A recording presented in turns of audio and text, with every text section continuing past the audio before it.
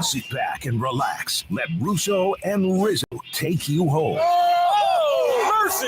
Light him up, Colin!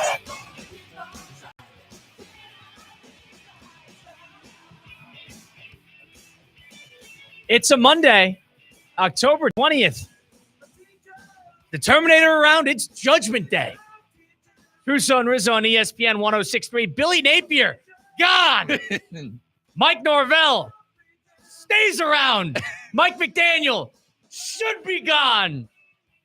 Did Florida have a bad weekend, or did the state of Florida have a bad weekend? We got a lot to do today. Should be a good time. It's Mike Rizzo, Colin Russo, and Christian Cat. It's Russo and Rizzo on ESPN 106.3. On your radio dial for the next 2 hours, streaming live on YouTube. Make sure you can watch us, see our pretty faces there, and the ESPN South Florida app, which you can download for free today on the App Store.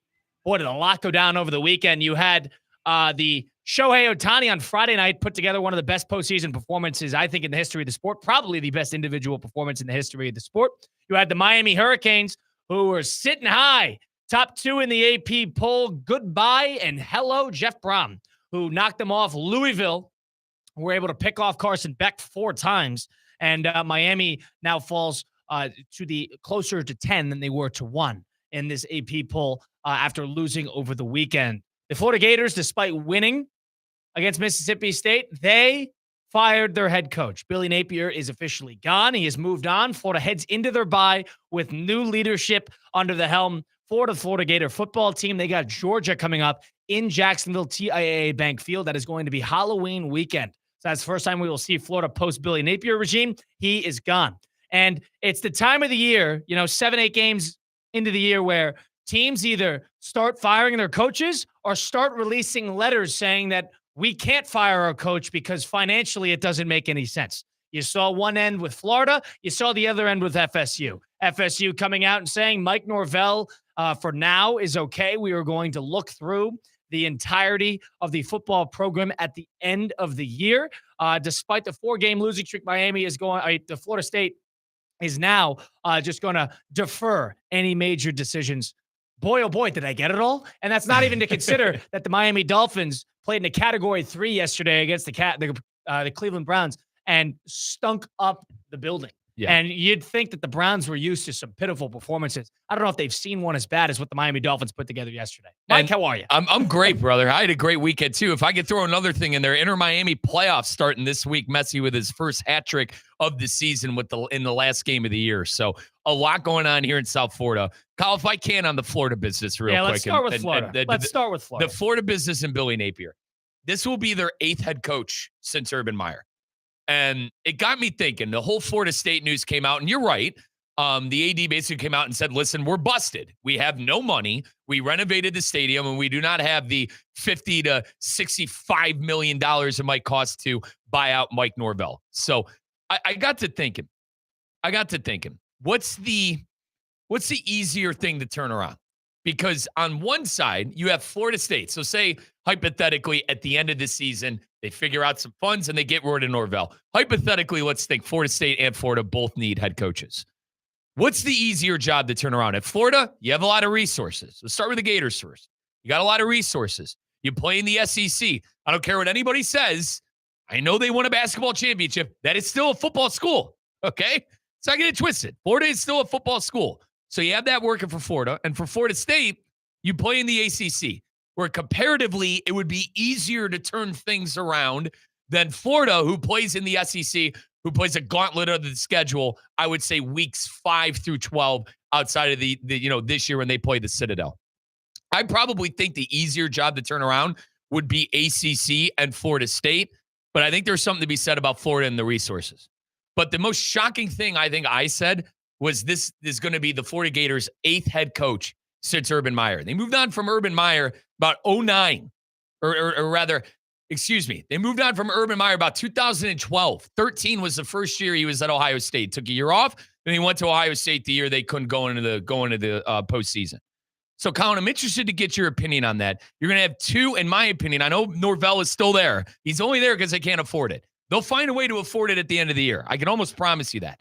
You're going to have 2 of the most elite college football jobs in the country open in Florida State and Florida. Who do you think could turn it around sooner? Let me fight back real quick. I don't think Norvell's good. I'd have a hard time.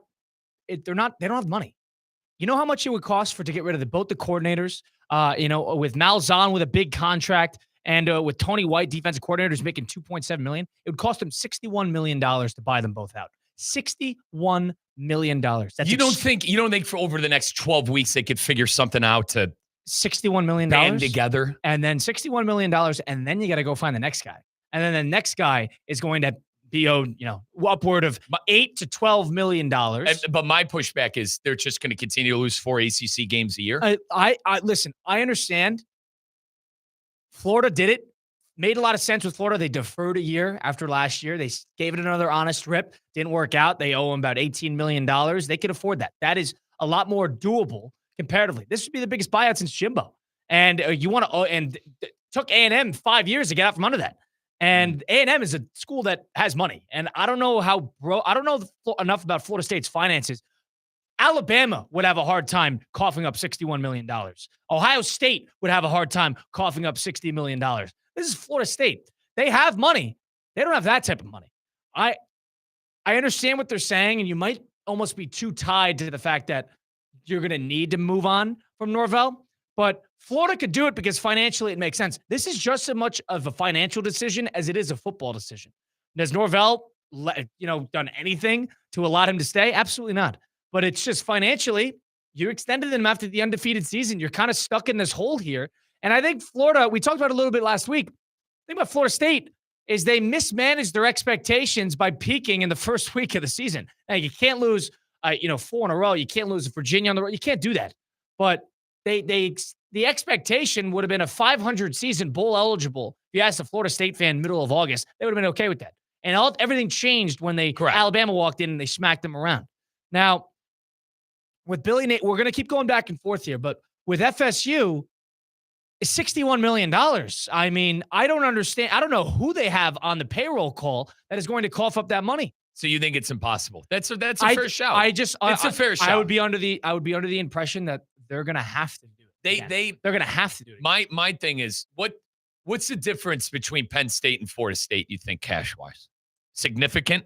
Because Penn State was able to band together the money to get rid. Now, and Christian, our household, Penn State alum, Christian said that the rumors about the Adidas thing I was hearing aren't necessarily true. That's where I read a report that Penn State is going to be sponsored by Adidas and they're going to foot a lot of the bill. But that got debunked. So, if Penn State can do it, why can't Florida State do it?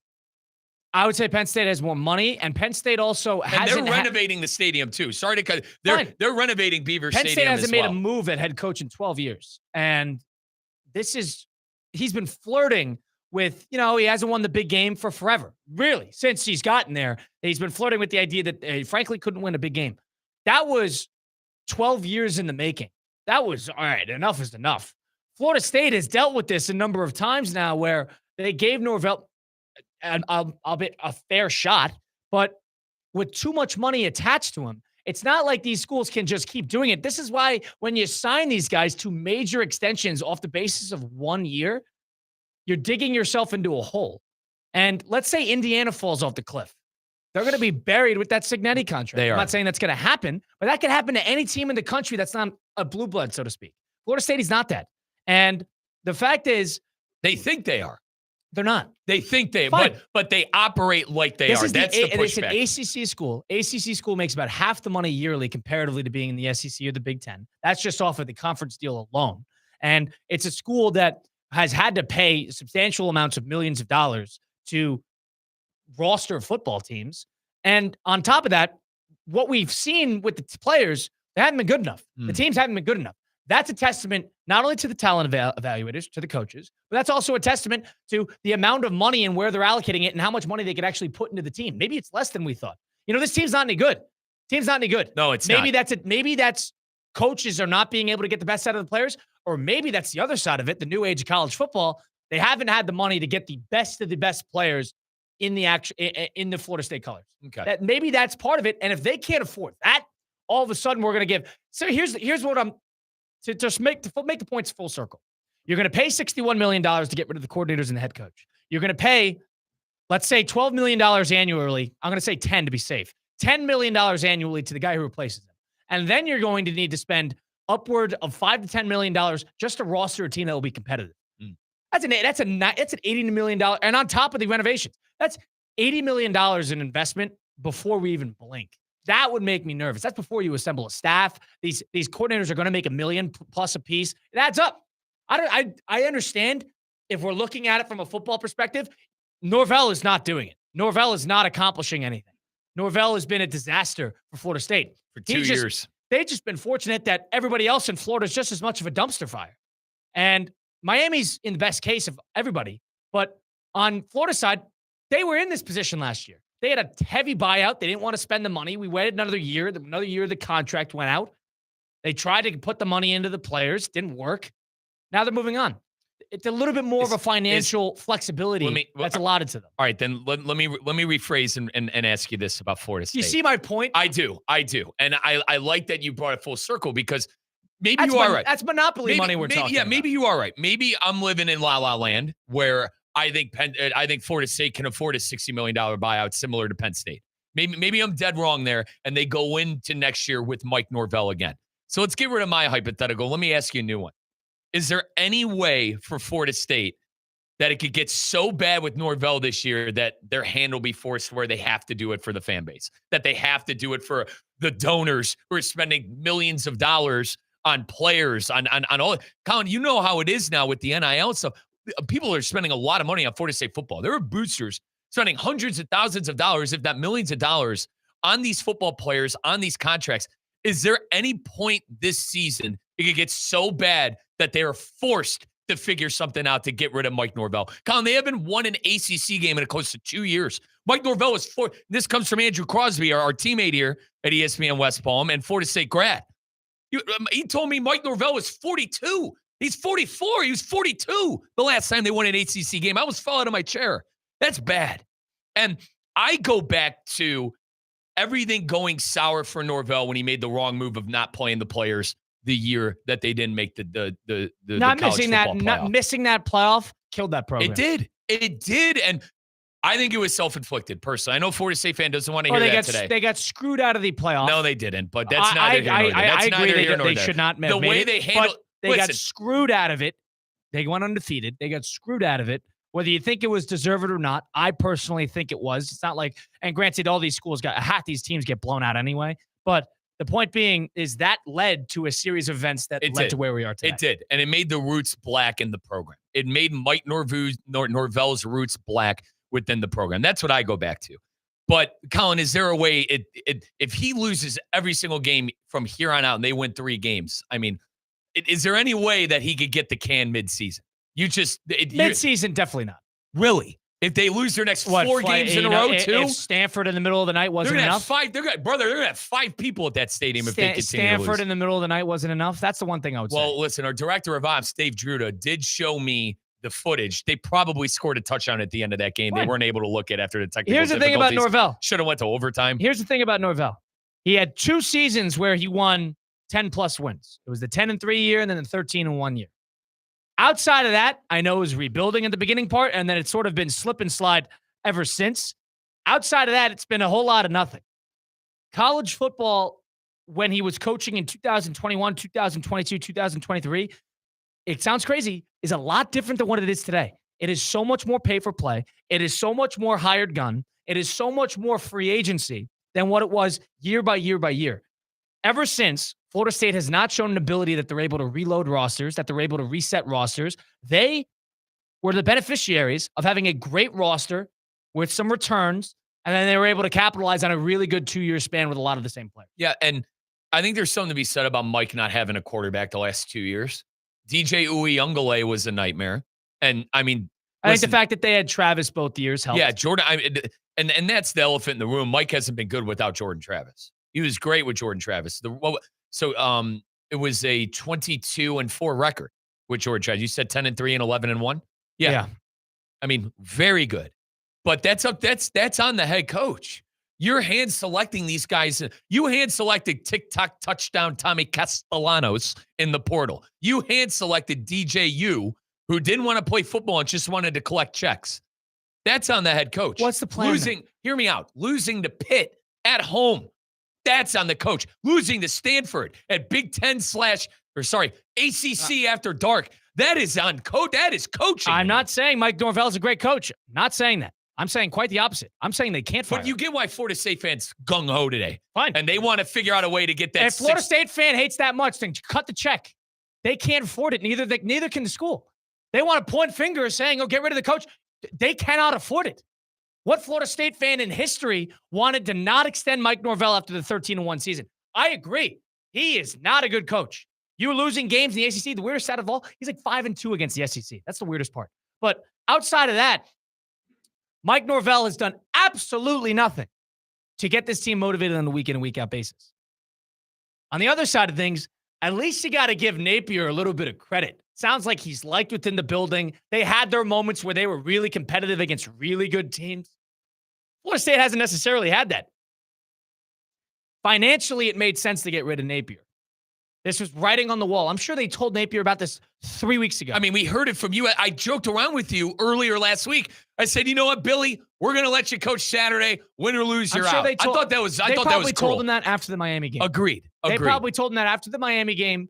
USF Miami back-to-back. They probably said, bye week, you got to the bye week. Yep. We better go undefeated. That's the only way you're going to. And hear me on another layer. USF Miami, LSU quarterback throwing 5 interceptions. Totally agree with that point. It's cruel, but at least they were on the same page with Napier. Norvell, he's like the black mark on that shirt that you love, that you just can't get. No matter how many Downy wipes or Tide wipes you use or Tide pens, you can't get rid of that stain. That's what Norvell is right now. A lingering effect within the program that you can't afford to get rid of. Colin, I just think there's a boiling point with everyone, with everything in life. If he loses his next 4 matchups, they're going to find a way to get him out and to fire him midseason. They have to. It's an embarrassment and a disgrace that Florida State has not won an ACC game within 2 years by now. Here's the thing. It's unacceptable. Did we not say the same thing last year about Napier when they released the letter saying Napier is going to be around regardless of what happened? Agree, but this isn't like James Franklin. What did him in was losing to Northwestern at home. But Franklin went to a college football semifinal last year. Did they not play anybody? We could talk about that. Franklin consistently had years, the last 3 or 4 years, where they were losing 1-2 games a year and going to good bowl games. Won a Rose Bowl. Norvell's not doing any of that right now. There is no winning with Norvell right now. We're on the same page there. They just can't afford it. $60 million. Well, that's Mike. They can figure it out. Ohio State would have a problem coughing up that money. And that is the top program in the country in terms of spending.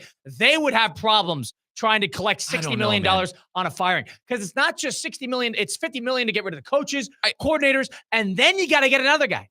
And then you got to get somebody in. And in order to woo somebody to the dumpster fire that is Florida State in a bad conference, what you're doing is you got to float $10 million in a briefcase saying, come on over here. I know there's a storied program attached to it. They've won 10 games twice since 2016. So I can't sit here and say that the program brand awareness is going to protect the next guy, because the next guy's walking in thinking, boy, is this house not really fun to live in? And the same guy's going to say that with Florida. The only place where somebody's not going to say that is probably Penn State. But with the University of Florida having the 8 head coaches since Meyer, and then now with Florida State, who is tied to this coach, and they said they're fully committed to Norvell. I have to believe them, because that's their way of saying we can't afford it. And if you're a booster and you saw 2-10 last year, and I know you're 2 years removed from 13-1, if you're a booster, are you waiting here and you got millions of dollars to throw around? Are you waiting for the school to call you and say, we need $25 million just to get rid of him? Not even to get the next guy, not even to get the next player. You want to get a good transfer quarterback, that'll cost you $3 million. I think there comes to a point where enough is enough. Has the embarrassment not Can it get any worse is what you're... I think it can. If you continue to look... Colin, they've lost 4 games in a row to terrible opponents. Pitt is bad. Stanford's one of the worst teams in Power 5. Pitt's not bad, but Stanford stinks. I agree. They're 1-11 in their last 12 ACC games. Of course you like Pitt. Like Pitt. Of course you like Pitt. I like Holstein. They stink, dude. I like Pitt. Right, Underrated. Listen, we're splitting hairs, but you get what, brother. There is a boiling point for a guy who has millions of dollars and doesn't know what to do with it. And if it's not Stanford, I don't know when it's gonna be. But all I'm saying is this guy could still get the sack. He still could get the sack this year. That's all I'm saying. After talking to Florida State fan today and how hot they are about what is going on. Florida State fans been hot for 3 weeks. They've been hot for 2 years. They don't make the decisions. At Stanford, oy. At Stanford. I'm not sitting here saying he's Shula. I'm saying he stinks, but I'm saying he's owed $55 million. Plus the Frank Reich. $55 million. Plus the Frank Reich. Guy who's rebuilding the program has no business winning games. I think you're under the impression that every school has the money that Ohio State has. Dude, Penn State pulled it off. Florida State can't. Penn State's renovated. And listen, Christian. Penn State has money. Penn State has more money than Florida State. Are we sure about that? I would guess. Yeah. They're probably in more of the same realm as we think. Would you agree on that, though? They're probably in the same realm as that. There's more money. They recruit so much better than Florida State. Why is that? Why is that other than money? There's more. I agree that there's more money in the Big Ten comparatively than the ACC. There are no pushbacks here. But there's some big wigs over at Florida State, too. I really do think you could still see him get sacked. You can write all the letters you want. Napier, the reason Napier didn't get the sack was because he turned it around. They can write all the letters they want. If that brother didn't win the last... Not at that point when they released the letter saying we're committed to Billy Napier, we want to keep him around. That was, we talked about it. That was along the lines of the players probably banded together and said, this is our guy. And they finally saw a little something with Lagway at quarterback, and they thought, Lagway likes Napier. Lagway's probably going to leave without Napier. Our hypothesis was that Lagway probably said, I'm out if Napier's out. And all these players banded together because they like Napier. Everything you hear is that Napier's a good guy. Everything. That's probably the reason why they gave him the bye week. That was probably as amicable as it probably could be. And I'm just assuming here, but he seems like a good guy. Every former player likes him. The administration seems to like him. Everybody who talks about Florida says all the positions are in place. They just don't have somebody who could put it all together. So you're keeping Norvell around to be a glorified caretaker for the next 9 games. You want to know the difference? You want to know why Napier? Nightmare. You want to know why Napier? You want to know why Napier got fired and Norvell didn't? Why? $20 million versus $60 million. That's why. That's why. Florida State's got it, man. I refuse to believe that. They got to have it.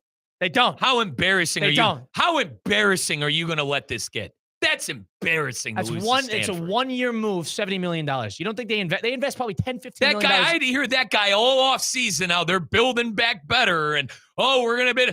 You stink. If you want to base this on how much money these programs have, it's worth looking at. Penn State spent $13.7 million on their this year's roster. Florida State, $10 million. $10 million. It's not as, but can you spend 6 years worth of rosters? And that's not even including the next guy. And maybe this is unfair. You're my money guy. I don't know enough about the money. All I'm saying is you try to send me straight the money. So Alabama can barely afford that. Georgia can't even afford that. All I'm saying is, how much more embarrassing is Florida State going to let this thing get? How many times can you get embarrassed on a national stage? And going back to that damn playoff game where he played nobody. I know I keep bringing that up, but that's when it all went sour. You ruined the roots of the program by punting that game and losing by 59 points. Shame on Norvell. Shame on that man. That's a storied program. That's a story. That's one of the top 6 programs in college sports are a joke. Penn State at its worst wasn't that bad. Can't afford it. Penn State after the Joe Pye incident wasn't as bad as that. That's all I'm saying. It was a lot worse than that. But what if on the field, brother, on the field. We're talking, I'm not a lot worse. Not talking about the off the field stuff. I'm talking about on the field. On the field, this is worse than that. That is unacceptable for a team like Florida State. I think we're throwing around a team like Florida State entirely too loosely now. What do you mean? Like that they're not? It's been 10 years. It's been 10 years.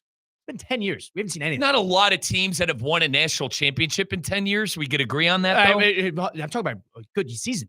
Good season. They're more times, in the 6-win playoff bowls than they are even inching close to 10 wins. Life after Jimbo has been rough. It's been rough, but they clung on, sadly for them, they clung on to the wrong guy. Norvell in there, and Norvell was supposedly, he was definitely a good coach coming out of Memphis. People liked him.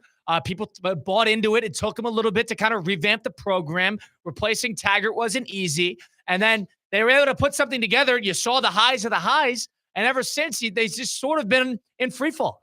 But when you want to re-extend the coach every 5 seconds, this is the hole you bury for yourself. It is. It's just and listen, now I'm going around in circles, but like Kyle, it's just embarrassing. It really is. It's embarrassing for the Florida State fan. It's embarrassing for the university. How much longer are you going to do this before you say enough is enough? You know what the good news is? What's the good All news? the other Florida schools had an embarrassing weekend. All the other ones. Oh God, poor Miami Had an embarrassing week. We'll get to that later. Well, Miami had an embarrassing weekend, and Florida fired their coach after a win.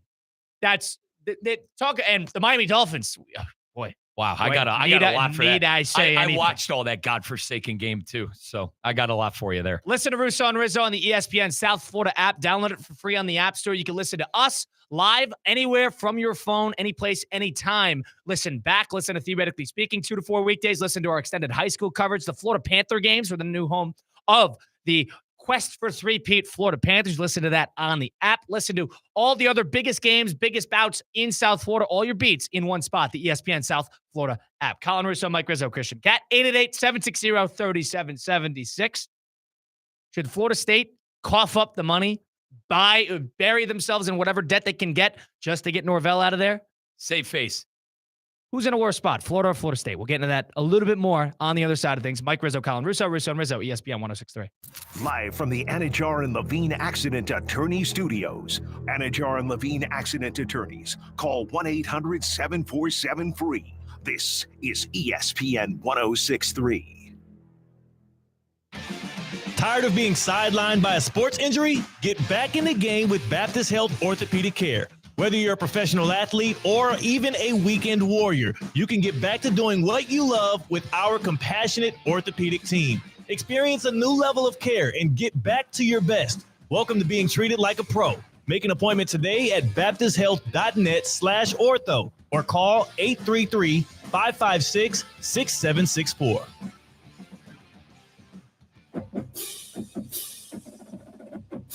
Gators fans, there are only 2 more chances to catch Florida football live in the Swamp this season. Join us for Military Appreciation Day versus Tennessee on November 22nd and Florida State for Senior Day on November 29th. Visit FloridaGators.com to get your tickets today.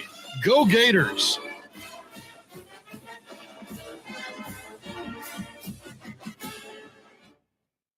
Fall just got sweeter at your neighborhood DQ Grill and Chill. This month, treat yourself to the brand new Reese's Oreo Blizzard. And if you're still craving the flavors of fall, you've got to try the Pumpkin Pie Blizzard and the Caramel Coffee Cookie Blizzard. If you're hungry for something savory, try DQ's new Sweet Chili Tossed Chicken Tenders or their famous Honey Barbecue and Wild Buffalo Tossed Tenders. Come in today to DQ Grill and Chill with 2 convenient locations, 4828 Lake Worth Road and US 1 just south of North Lake.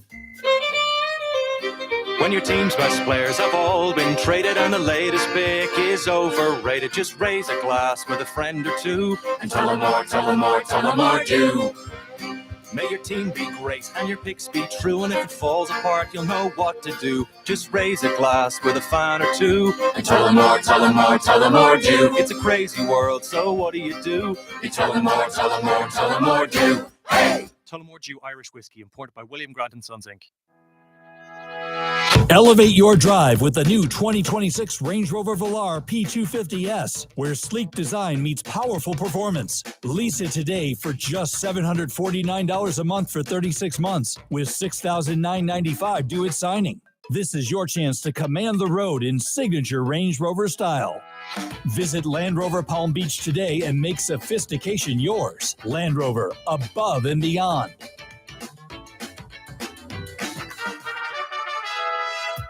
Calling all sports fans, grab your MVP card and head to Duffy's where you can catch all of the action. Not an MVP? Sign up for free and start earning rewards today. Duffy's is voted the best sports grill year after year with their award-winning burgers and wings. Don't forget about Duffy's famous 2-for-1 drinks all day, every day. And with over 80 TVs in every location, you'll never miss a minute of the game. Visit Duffy'sMVP.com to learn more. Duffy's, our game is always on.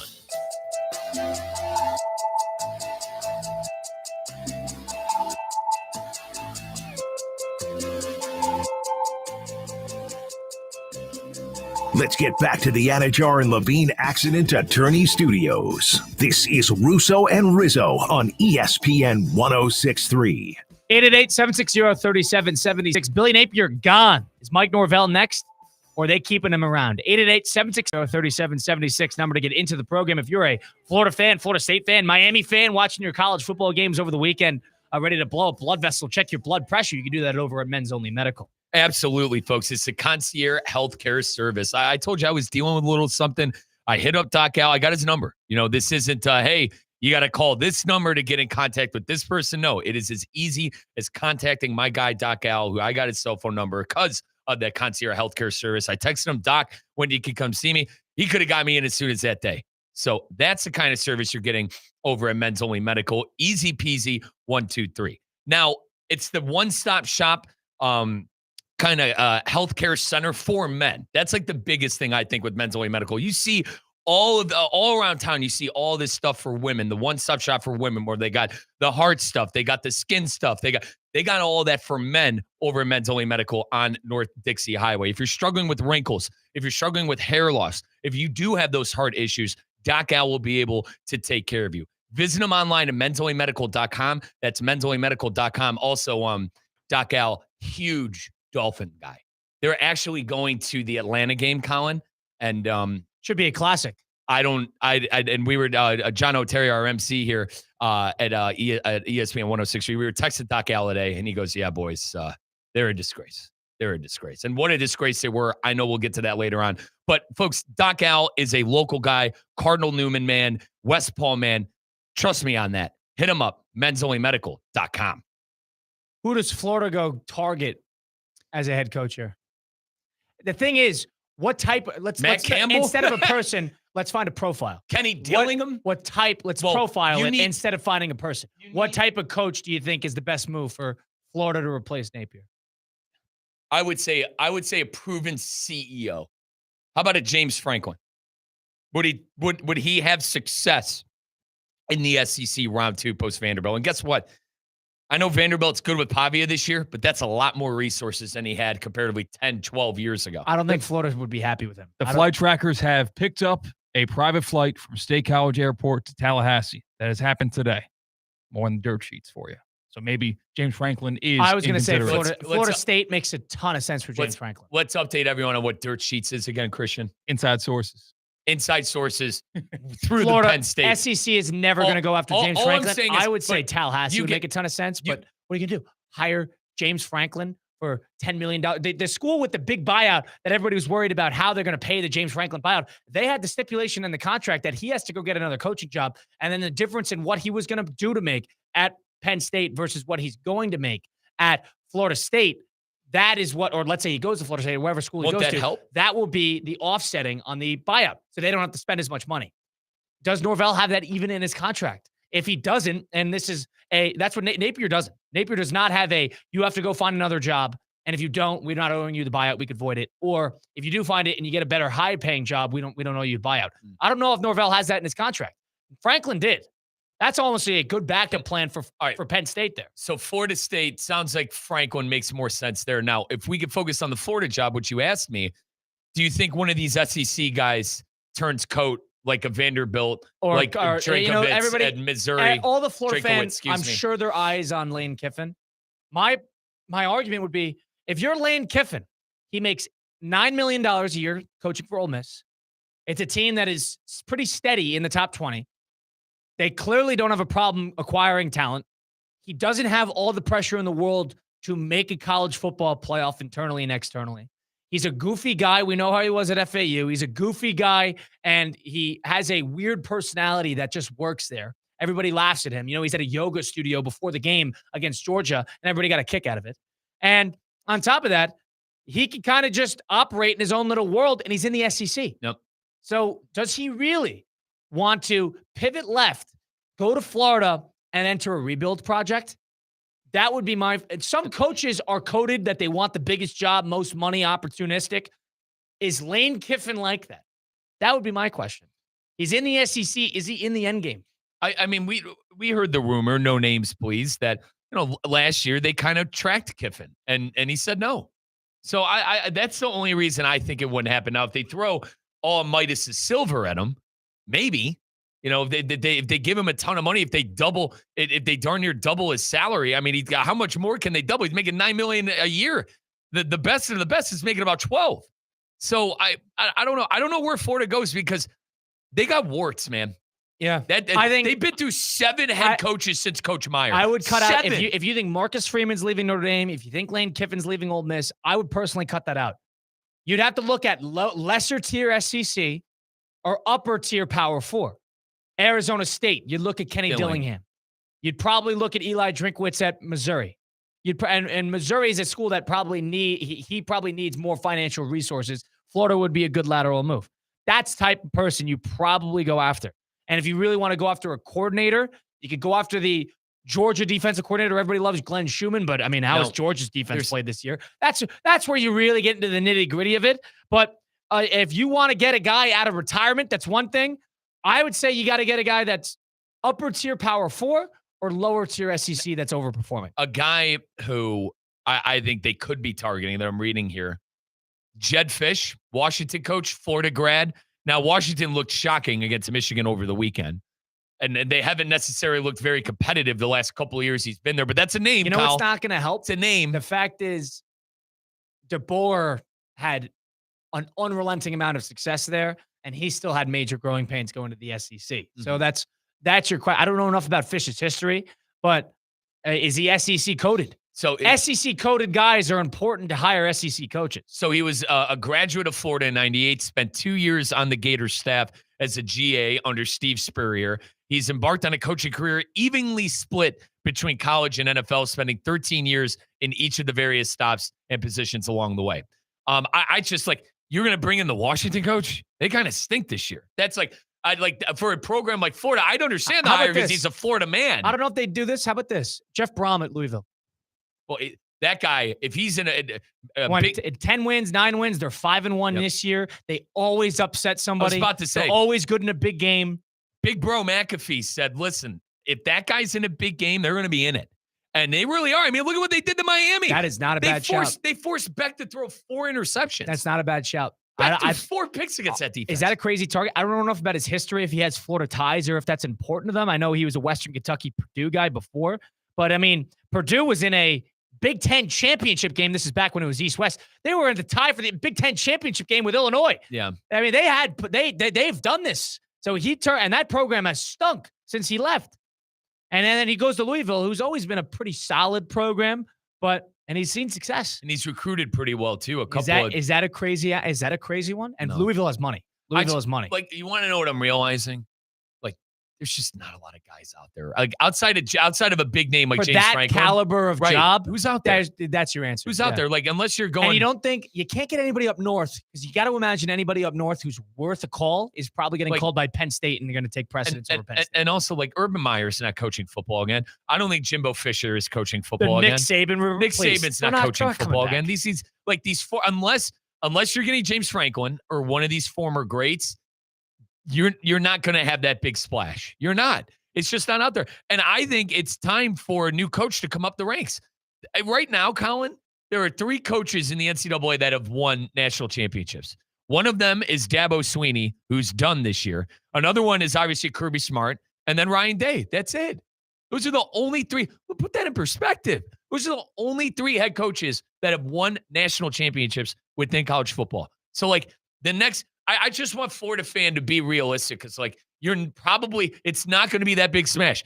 It's going to be Jed Fish. It's going to be the bomb from Louisville. It's going to be one of these guys, and you're just going to have to deal with it. That's what happens when you've gone through 7 head coaches since Urban Meyer. Jeff Brom might be my favorite one I've seen. Would he take it, though? That's probably doubling his salary from Louisville. That's ACC. I don't know how much he makes at Louisville. I'd guess around $7-8 million. And you go from ACC to SEC. That's one. Yeah, if people want to throw out Marcus Freeman is not leaving Notre Dame. It's the best spot in the country to coach. Notre Dame is booking hotel rooms for the college football playoff right now. That's how good that situation is.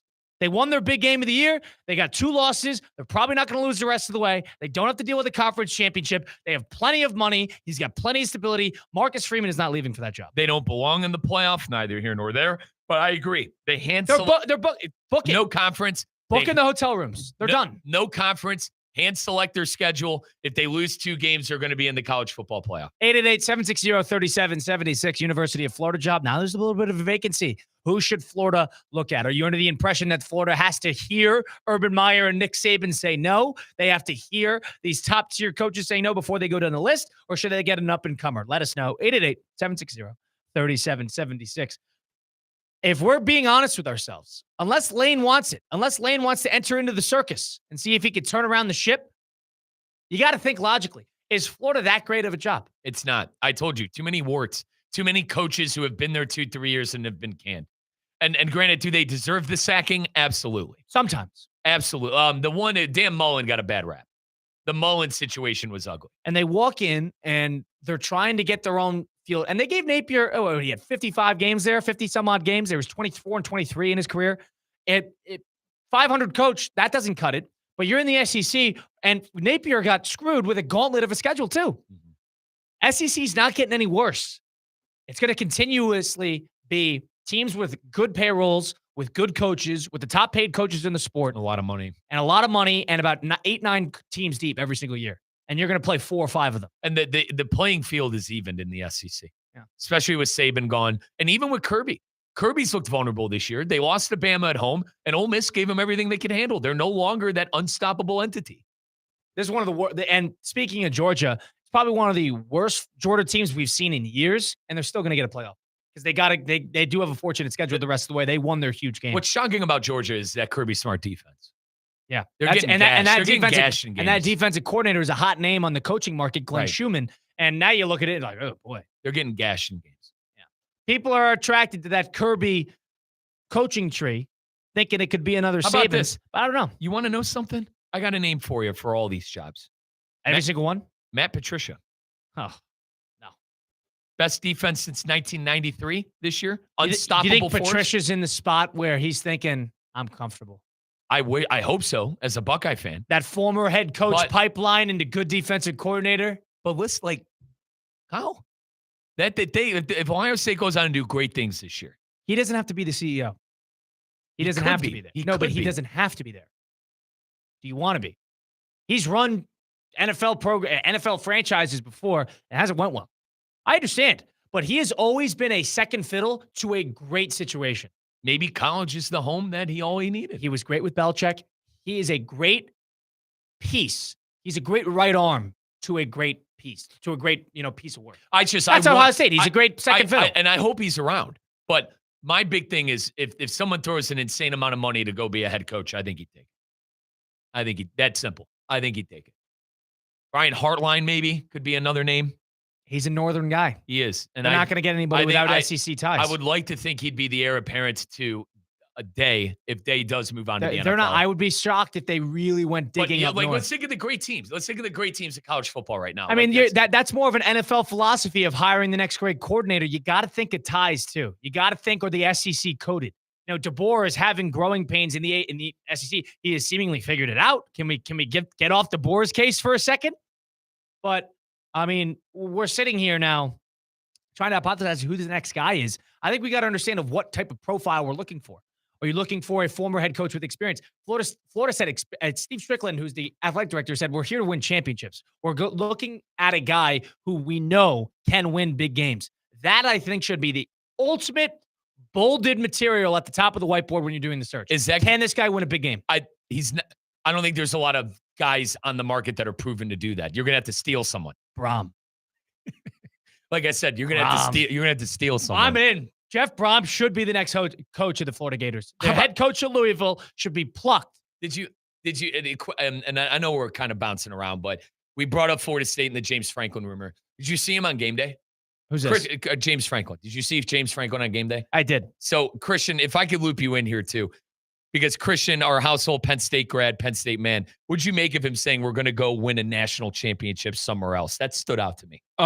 It's not going to happen because no program that has the ceiling that's able to win a national championship would trust James Franklin with their program because James Franklin was given for 8 years a championship-ready team and was not able to do that. That's what I would say about that. Fair enough. What are your thoughts on that? I hated that whole interview, by the way. Oh, it was vomit-inducing. So you told me about it. I did not listen to it live. And then they released it's like a 9.5-minute thing. And I listened to the whole thing. And if you want to go to broadcasting school and learn on how to not, with journalistic integrity, do an interview with a coach who was just fired, look no further than that interview. Because those were the biggest softball questions that were preset, pre-organized. It was the biggest James Franklin PR tour I think I've ever seen in my entire life. Oh, my gosh. And he had everybody trying to get to his back. Nick Saban saying, oh, they did you dirty. Nick, he hasn't won a game against a top-5 team in 10 years. He is trying to be you at Penn State, and he cannot win a big game. And you're sitting there throwing him layup after layup about having to answer about what you're looking for and how you were screwed out of the job. Everybody knew that Penn State was looking to fire James Franklin after the first loss. That was 2 weeks prior. He hadn't won a big game. Everybody wanted to hit Franklin's head. Now, the problem is Franklin's a year removed from going 11-1, going to the semifinal. There you go. I think that's where you get screwed. Can you have a down year? And Penn State told him that he can't. But I sit here and say, could you be that shocked for a guy who had 10, 12 years to do this? To back up Penn State a little more, too. Christian, you guys had plenty of down years prior to the last 2.5 years, I feel like. The Clifford years, losing to Illinois on the goal line. Franklin definitely rumbled and stumbled before the last 2.5, 3 years is what I'm saying. Yeah, and that whole interview was 9.5 minutes of two things being accomplished. It was Franklin looking noble, looking like he was taking the high road, while still everyone else at the desk jabs for him, being able to just take the shots. You're 100% and right. Bring down Penn State for him. You're 100% right. They had them, and you don't think that was planned? They had them fight the battle. Hey, we'll give you Franklin, but he's not going to say anything negative about Penn State. For you guys, it doesn't matter. You guys can say whatever you want. I was shocked Saban took the route he did. Defending He's pro-coach. That makes sense. He's pro-coach over program. I get it, but he understands how much these. That was a joke. Nick Saban understands how much these big games mean. I was a little shocked by that. I got to be honest. You walked away from that thinking, what a waste of time. And here's what Nick Saban even had to say, probably in place of what James Franklin was thinking. He said this during College Game Day when James Franklin jumped on with the guys this past week, a week post being fired. Take a look.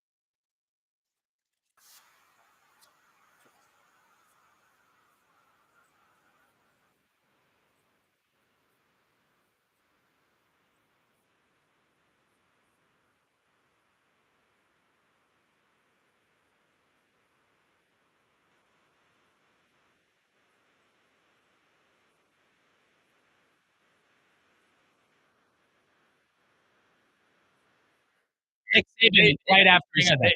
Go ahead, because I know you're itching to say this. Yeah, a couple of things. Come on, Nick. Dude, they weren't number one. Yes. That was a miss. But that was a whole broadcast thing. And you know how much I love Game Day. God, I love Game Day. Get us on Game Day. But what I'm saying is, they thought Penn State was the number one team in the country. They were never number one. It was Texas. It's before funny. The season. And then Ohio State after Ohio State beat Texas. They were never number one. You want to get into the nitty-gritty of that? Fine. He's saying, well, you put yourselves in these expectations. You're the reason you have these expectations. You're right. That should be end of sentence. All right, James Franklin's the reason that they have these expectations, and then you lose the 2 unranked opponents at 20-point favorites back-to-back weeks, and we're supposed to forget about it? Oh, well, he set the expectation, so he's allowed to demean the expectation. Is that what we're saying? They didn't grill him enough about, Reese. Why'd you lose? How'd you enough? They didn't. How'd you lose? How'd you lose 2 straight games as 20-point favorites? James, go ahead. That and also Reese Davis, one of the final questions, he finally brought up the inability for Franklin to win a big game. And all James basically said was yeah, we gotta rethink how we operate these things before the game. And it was ridiculous. It's a small thing and it's a calculated thing. His refusal to use the word I. It's always we. It's always we. And he took the road. He's trying to take the Penn State faithful and turn them against the program. And we took, and it's he kept saying he's in the business of young men and giving young men opportunity. He was parading for a job. That's all that was. You could youth group us, boys and girls club us down till the cows come home. Christian, you still got to win a big game making $10 million a year. That and you could. That's fine. It could have been a giant old James Franklin, coaching tour. I need to be hired. Yeah, This is why. what a load of it. But at the same time, it's the damn question of not winning a game since 2016, for God's sake. James, how'd the team spiral down after that Oregon loss at home on the whiteout game? What happened in that week of practice? After you lost the first game, what was the message going into the team to the next game? Why didn't it resonate? Colin, that should have been your first 3 questions. Colin, I love those guys. You know how much I love game day. That is a game day. I watch it every Saturday. It's got a special place in my heart. All right. But if you're going to do those softball questions, don't even have them on. Just have them do a hit on Sports Center. Well, that's what he said. They said, if you want Franklin, you're going to have to ask these questions. It's like a presidential candidate if you ever get one on. If you want James on, here's what you gotta stay away from the UCLA and Northwestern loss. You can't ask him about losing the locker room, losing the fans. You can't ask him about any of that. That was Christian. The talk of the group chat for about 2 hours on Saturday was it's a waste of time. James Franklin said he's going to go win a national championship elsewhere. Well, utter waste of time. Just to loop it back to Penn State season, why are they worse? Why did a team that was one drive away from a national championship berth considerably worse, even though they returned everyone except for one player who plays for the Giants, Abdul Carter? That's it. And that's all you can ask James. And I feel for Penn State fan because, you got, Christian, you should have celebrated last year going to the Final Four, winning 2 playoff games. But, of course you didn't beat anybody along the way. You know what I mean? Yeah, right. That's exactly. So damn Penn State to, because me, I'm a defender at Penn State. I go, they went to a semifinal, and you want to know what all my friends say? They didn't beat anybody. Boy, it's my God. If I'm a Penn State fan, I hear that Franklin interview, I think, all right, everybody wanted Franklin gone. I'm more reinforced in my opinion that this was the right move. If I was a Penn State fan, that's how I would feel. I just didn't understand the sucking up. Ask a couple of tough questions. Like Coach Saban, I think so highly of him, and Reese Davis, all these guys, Kirk. My God, Herbie's a Buckeye, for God's sake. That's the hard questions. Terrible interview. You let Franklin control the discussion, not the other way around. That's what I don't like. And it's Jar and Levine, Accident Attorneys. If you've been in that car accident, truck accident, suffered a slip and fall, lost UCLA on the road as 20-point favorites, my friends Mark Anajar and Glenn Levine at Anajar and Levine Accident Attorneys. They are here to fight for you. I know with Anajar and Levine, they got my back no matter what, and they get yours too. They don't even charge you unless you win. They work tirelessly to get you that maximum compensation that you deserve. Don't settle for just any attorney. Demand the best. Demand Anajar and Levine today, because all it takes is that one phone call. Take back control of your life. Don't wait. Call for the free consultation today. Call 1-800-747-FREE. 1-800-747-3733. Take back control of Anajar and Levine. We haven't even talked about what happened to the Miami Hurricanes over the weekend. A terrible loss, too. The future head coach of the Florida Gators, Jeff Brom. I know he went to Louisville. Money talks. So we figured it out on the show, folks. It's James Franklin to Florida State and Jeff Brom to Florida. We figured it out. I like it. For those reasons, those are my feelings. Do you think you got to sell Florida State fan on getting James Franklin? They want James Franklin. I think they'd be okay with it. Oh, God, dude. I think if Wisconsin went to hire, Wisconsin's in a similar position. Wisconsin goes to get James Franklin, that would be a home run. Coach Day, I'm so sorry for losing my mind after the Michigan game. I'm kissing the ground that you are Ohio State's head coach. Russo and Rizzo coming back after this on ESPN 106.3. Live from the Anajar and Levine Accident Attorney Studios. Anajar and Levine Accident Attorneys. Call 1-800-747-FREE. This is ESPN 106.3. I'm Ellie Anajar of Anajar & Levine. Injured in a car crash? Never rush to settle with insurance companies, and never settle for just any attorney. Demand Anajar & Levine. Our experienced legal team will fight to win you the maximum compensation you deserve. Call me, Ellie Anajar, for a free consultation and take back control of your life. Call 1-800-747-FREE. That's 1-800-747-3733. Main office, West Palm Beach. Hey guys, Mike Rizzo here. I know you're moving soon. Don't stress it. Call Good Greek for your total relocation solution. From packing and storage to local and long-distance moves, Spiro and his team at Good Greek Moving and Storage has you covered from start to finish. Trusted by families, businesses, and teams like the Heat and the Hurricanes for over 2 decades. Make your next move simple, safe, and stress-free. Good Greek Moving and Storage. Your superhero movers. 2 hours ago, Kyle arrived at the bar. Hey, what's everyone drinking? 30 minutes ago, Kyle got his friends another round of drinks. Cheers! 5 minutes ago, Kyle decided to drive home drunk. A minute ago, a law enforcement officer pulled up behind Kyle. Sir, have you been drinking tonight? A chain of events that began 2 hours ago is about to change Kyle's whole world.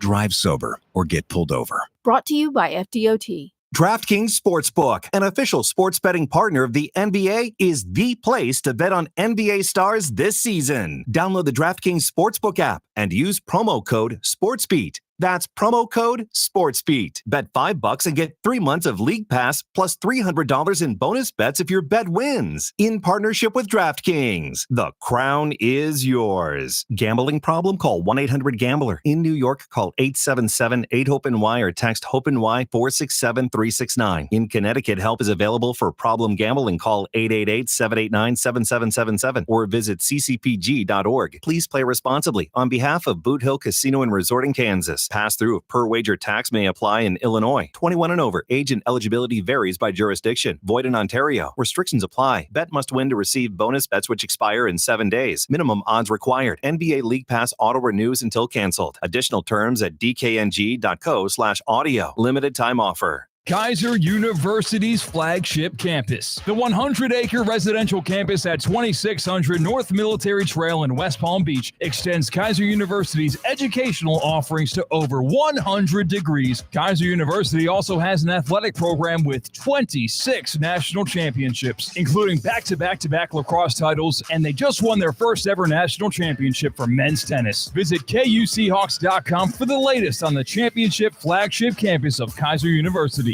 Hi, it's Evan Cohen. Billy Napier is out in Gainesville, but Mike Norvell is here to stay in Tallahassee. All the college football talk all day here on ESPN 106.3. Hey guys, Mike Rizzo here. I know you're moving soon. Don't stress it. Call Good Greek for your total relocation solution. From packing and storage to local and long-distance moves, Spiro and his team at Good Greek Moving and Storage has you covered from start to finish. Trusted by families, businesses, and teams like the Heat and the Hurricanes for over 2 decades. Make your next move simple, safe, and stress-free. Good Greek Moving and Storage. Your superhero movers. Anajar and Levine. Call 1-800-7473. That's 1-800-747-3733. ESPN 106.3. WESP Jupiter, a Good Karma Brands radio station.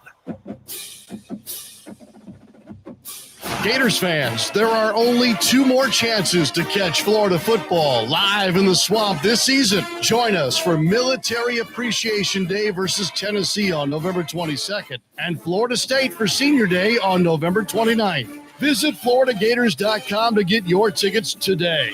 Go Gators!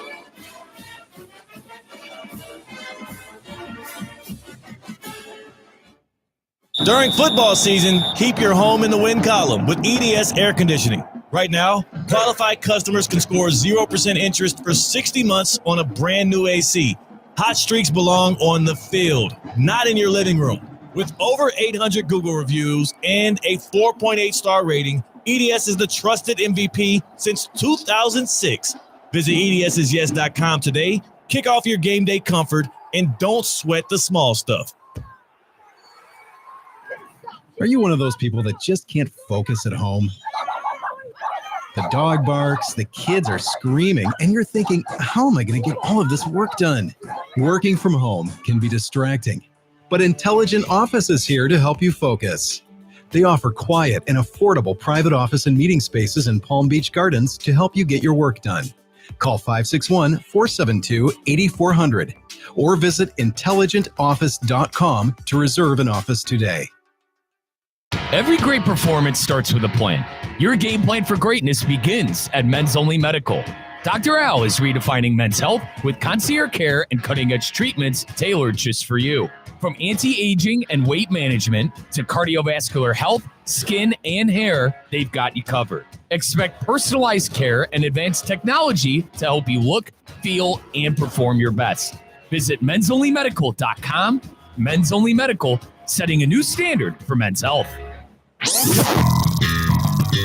Now, it's time for a little R&R. Ball into the bucket, lays it up and in.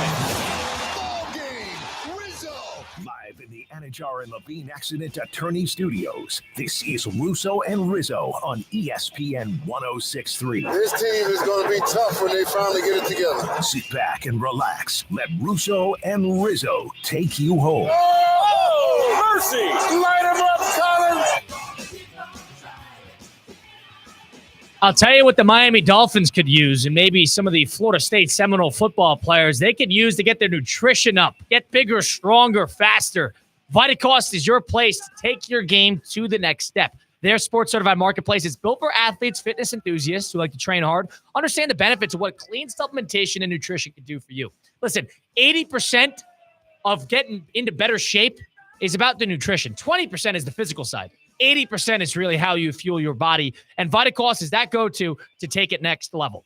Their sports certified marketplace has over 400 plus performance-enhancing supplements that are all certified, which means that they're free of banned substances, and they help you take that next step. Visit VitaCost.com/sport-certified to make the purchase now. That's VitaCost.com/sport-certified to make the purchase now. ESPN 20, ESPN 20 for 20% off. Go today at VitaCost. Colin Russo, Mike Rizzo, Christian Cat, Russo and Rizzo, ESPN 106.3. If you missed any of the first hour, you want to listen back to it, go listen on Apple, Spotify, wherever you get your podcasts, all those great places.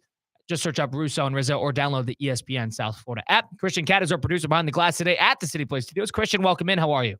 I'm doing great. I made 3 new friends over the weekend, and it's the first friends I've made in a long time. What were you doing? Playing golf. At the Kaiser Golf Center? I was using, that's where I learn and practice golf at the Kaiser Golf Center. You actually put your skills to the test. Exactly. And I got better, and I got better, and I got better. I shot a nice low 90s round in Lake Worth, all courtesy to the Kaiser University Golf Coaching Center that have lowered my handicap down day after day, week after week. My short game is irrecognizable to before I stepped through the doors of the Kaiser University Golf Coaching Center, KaiserGolfCenter.com.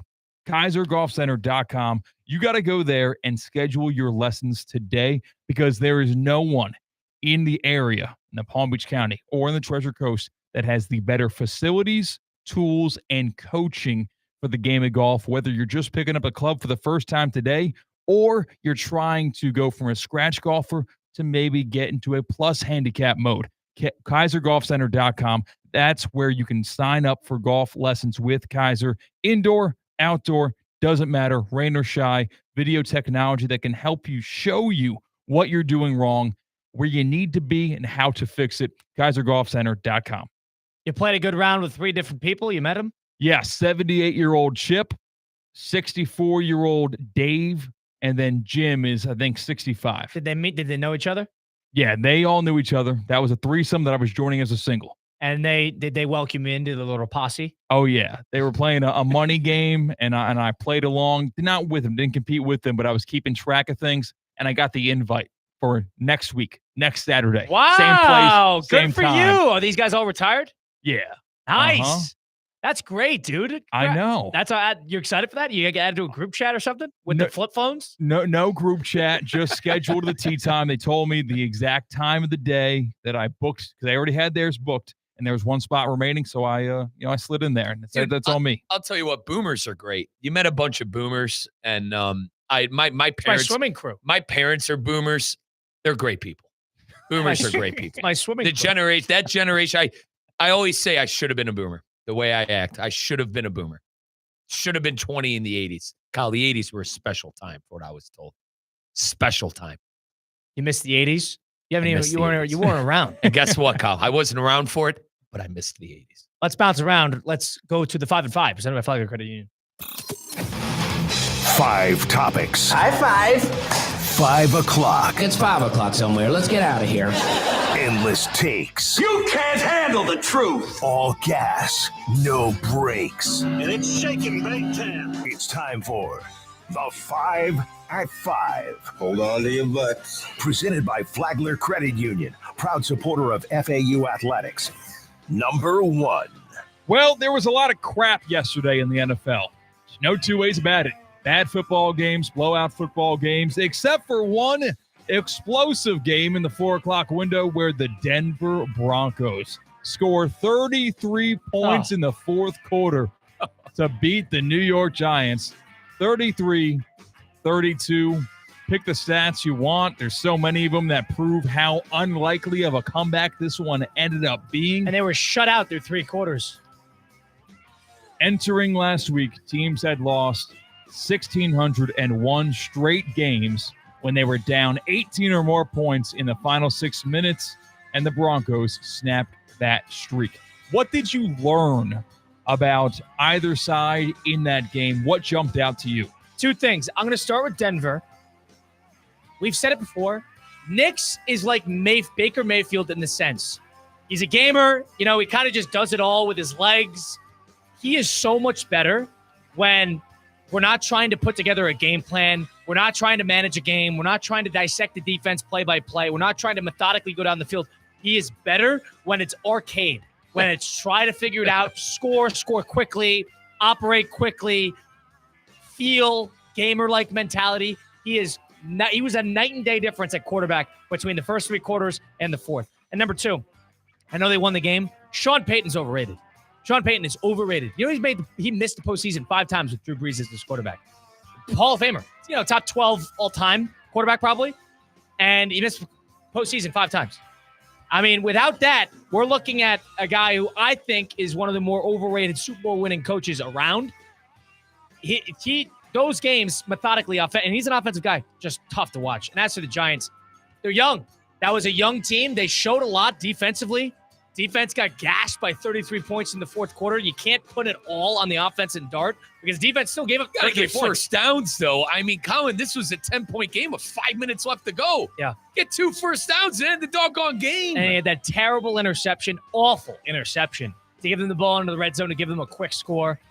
In this game, when Dart threw the pick, when he threw the pick with about 5.5 minutes to go and put the Denver Broncos at the 20-yard line, that's when I started to think this is possible. That's why I said just put a drive together. All they had to do was put one more drive together. Granted, they did it to what would have been the go-ahead touchdown, but it was that awful call on that drive as well. On the PI, yeah. It was terrible. But Dart should have been picked off like 3 different times that drive, too. How many times do you throw it into triple coverage and get away with it? He wasn't even bothering to move the sticks. That was the first bad. time I've ever seen. That was that game against Florida. That was that game against Florida last year when he was just chucking it deep every play.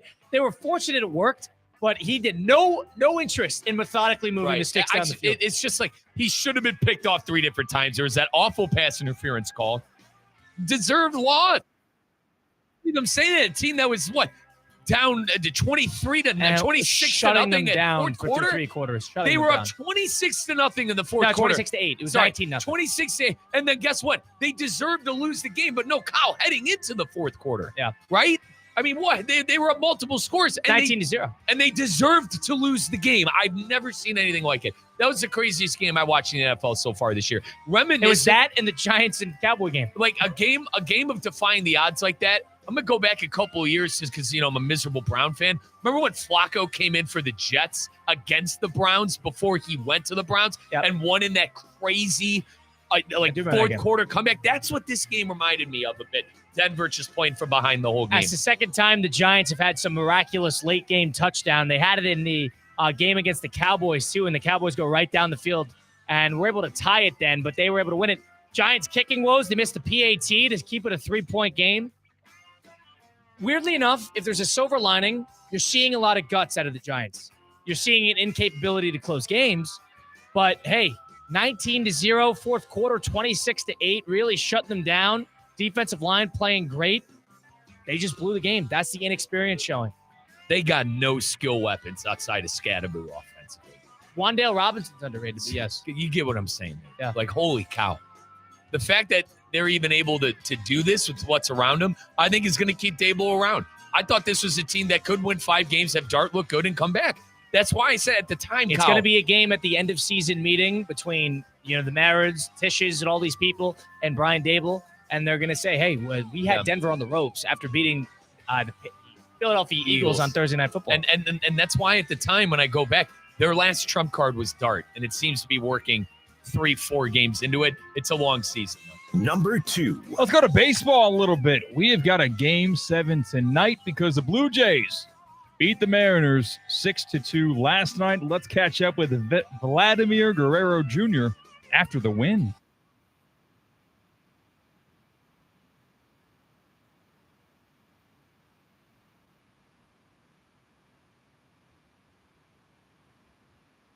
You guys wrote off the Blue Jays, and they wrote back. I didn't. Yes, you did. Yes, Mike, I went back. I was cutting reads last week, and Friday. you said, I wouldn't bet on the Blue Jays with your money. But Friday, what did I say? I liked them in the game. They Blue lost that Jays in the game, game? too. Like the Blue Jays in Game 5. I did. And I said I like the Blue Jays to win the series to face the Dodgers because of their pop. Our guy's pitching tonight, George Kirby. He's going to get shelled. Nope. Shelved. It's him versus Bieber. It's interesting. I love a Game 7 because this is going to be George Kirby, Luis Castillo, and a plethora of probably Bryce Miller and Brian Wu versus Max Scherzer, Kevin Gausman, and Shane Bieber. That's fascinating. It is. That's what baseball is all about. You're going to see 3 starters on either side, and I'm all for it. How about Vladdy? There's always the talk of when a guy gets paid, he loses interest. He got the money. Not this guy. 462, 6 home runs, and 12 RBIs in the postseason. That's incredible. He already has more home runs than his old man did in his entire 20-year career. For those of you that don't know, Vladdy Sr., Dad never wore the gloves, had one of the more elite batting stances in baseball history. But he's already doing better than Dad, who is a Hall of Famer, by the way. Vladdy's unreal. Vladdy's unreal. Junior's unreal. Yeah. Give The him whole credit. offense, every ball's in play. That's the problem with them. We'll get into that a little later. Number 3. Number 3. Well, with there being an ALCS Game 7 tonight and a Monday Night Football doubleheader tonight, what is the ball viewing practice for Mike Rizzo and Colin Russo? 7 o'clock kick for Bucks Lions. Yeah, it's a great 10 game, o'clock too. kick for Seahawks Great Texans. game. 8 o'clock first pitch, Mariners Blue Jays. Yeah, I mean, first of all, that second game, you could forget that. I mean, that second game stinks. Let's be honest with ourselves. 10 o'clock kickoff for a Seattle-Houston game, please. I will. That's not going to happen. But that first game is great. There's no doubt about that.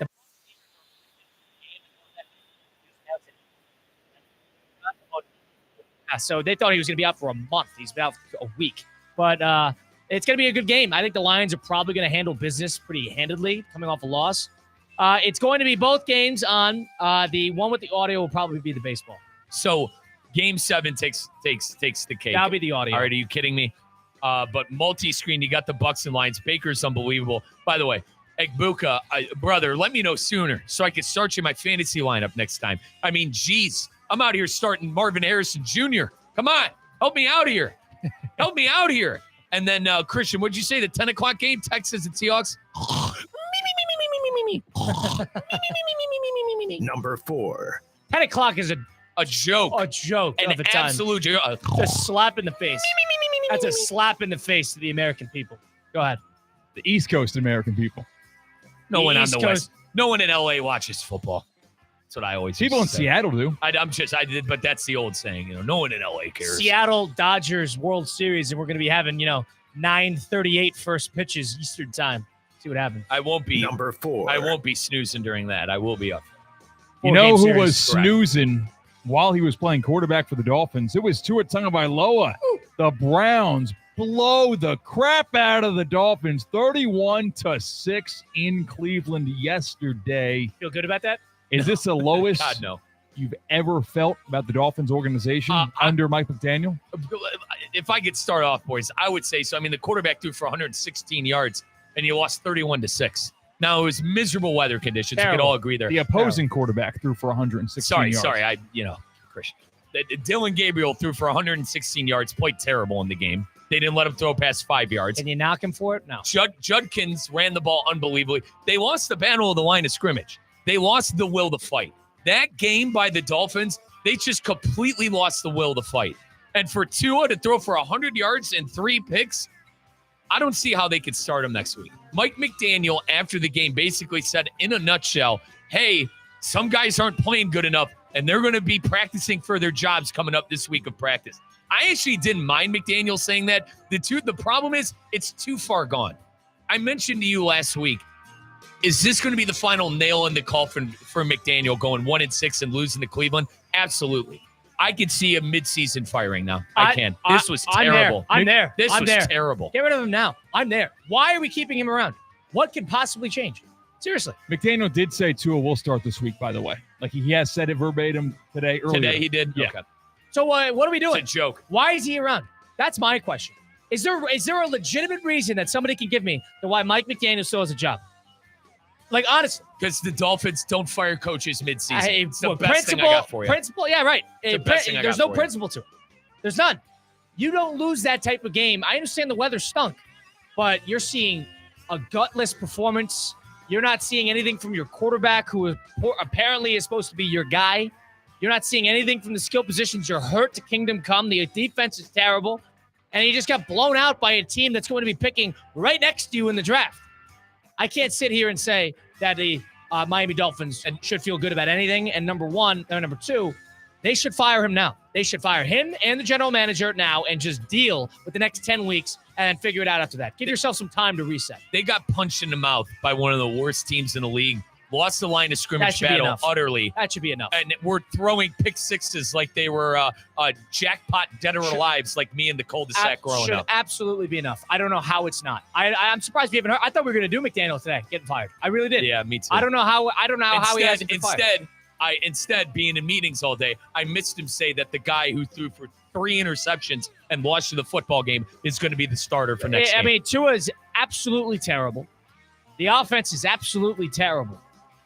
But this all falls, in my opinion, on the head coach, because the head coach is an offensive-minded coach. And the offense is as abysmal as it's ever been. And I don't care how they play week by week. This is an inexcusable point in the season for the Dolphins. They should get rid of him. They should get rid of Greer. You're going to have to be stuck with Tagovailoa for another year or two and then figure it out after that. That's where we're at. I don't know how he's still around. Number 5. Well, getting lost in the shuffle of a sports weekend was the NLCS. Shohei Ohtani pitched 6 shutout innings. He had 2 home runs. Pretty much one of the better performances you'll ever see by a single player in a baseball game ever, right? Well, no, that's not the case. He came back to bat in the 7th and did this.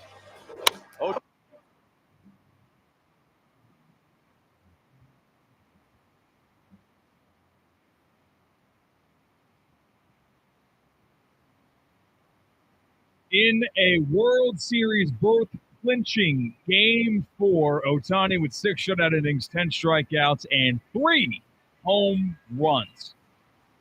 If I could twist your arm and really challenge you on this, give me another sport comparison if it exists, because I don't think it does. A 100-point game in a clinching game in the NBA playoffs. I mean, seriously, that is how questionable the idea that we'll ever see a game like that again. That is how crazy that is. It's like a 100-point game in a playoff. But I think you got to add in the aspect of playing 2 different positions is different in baseball than it is in any other sport.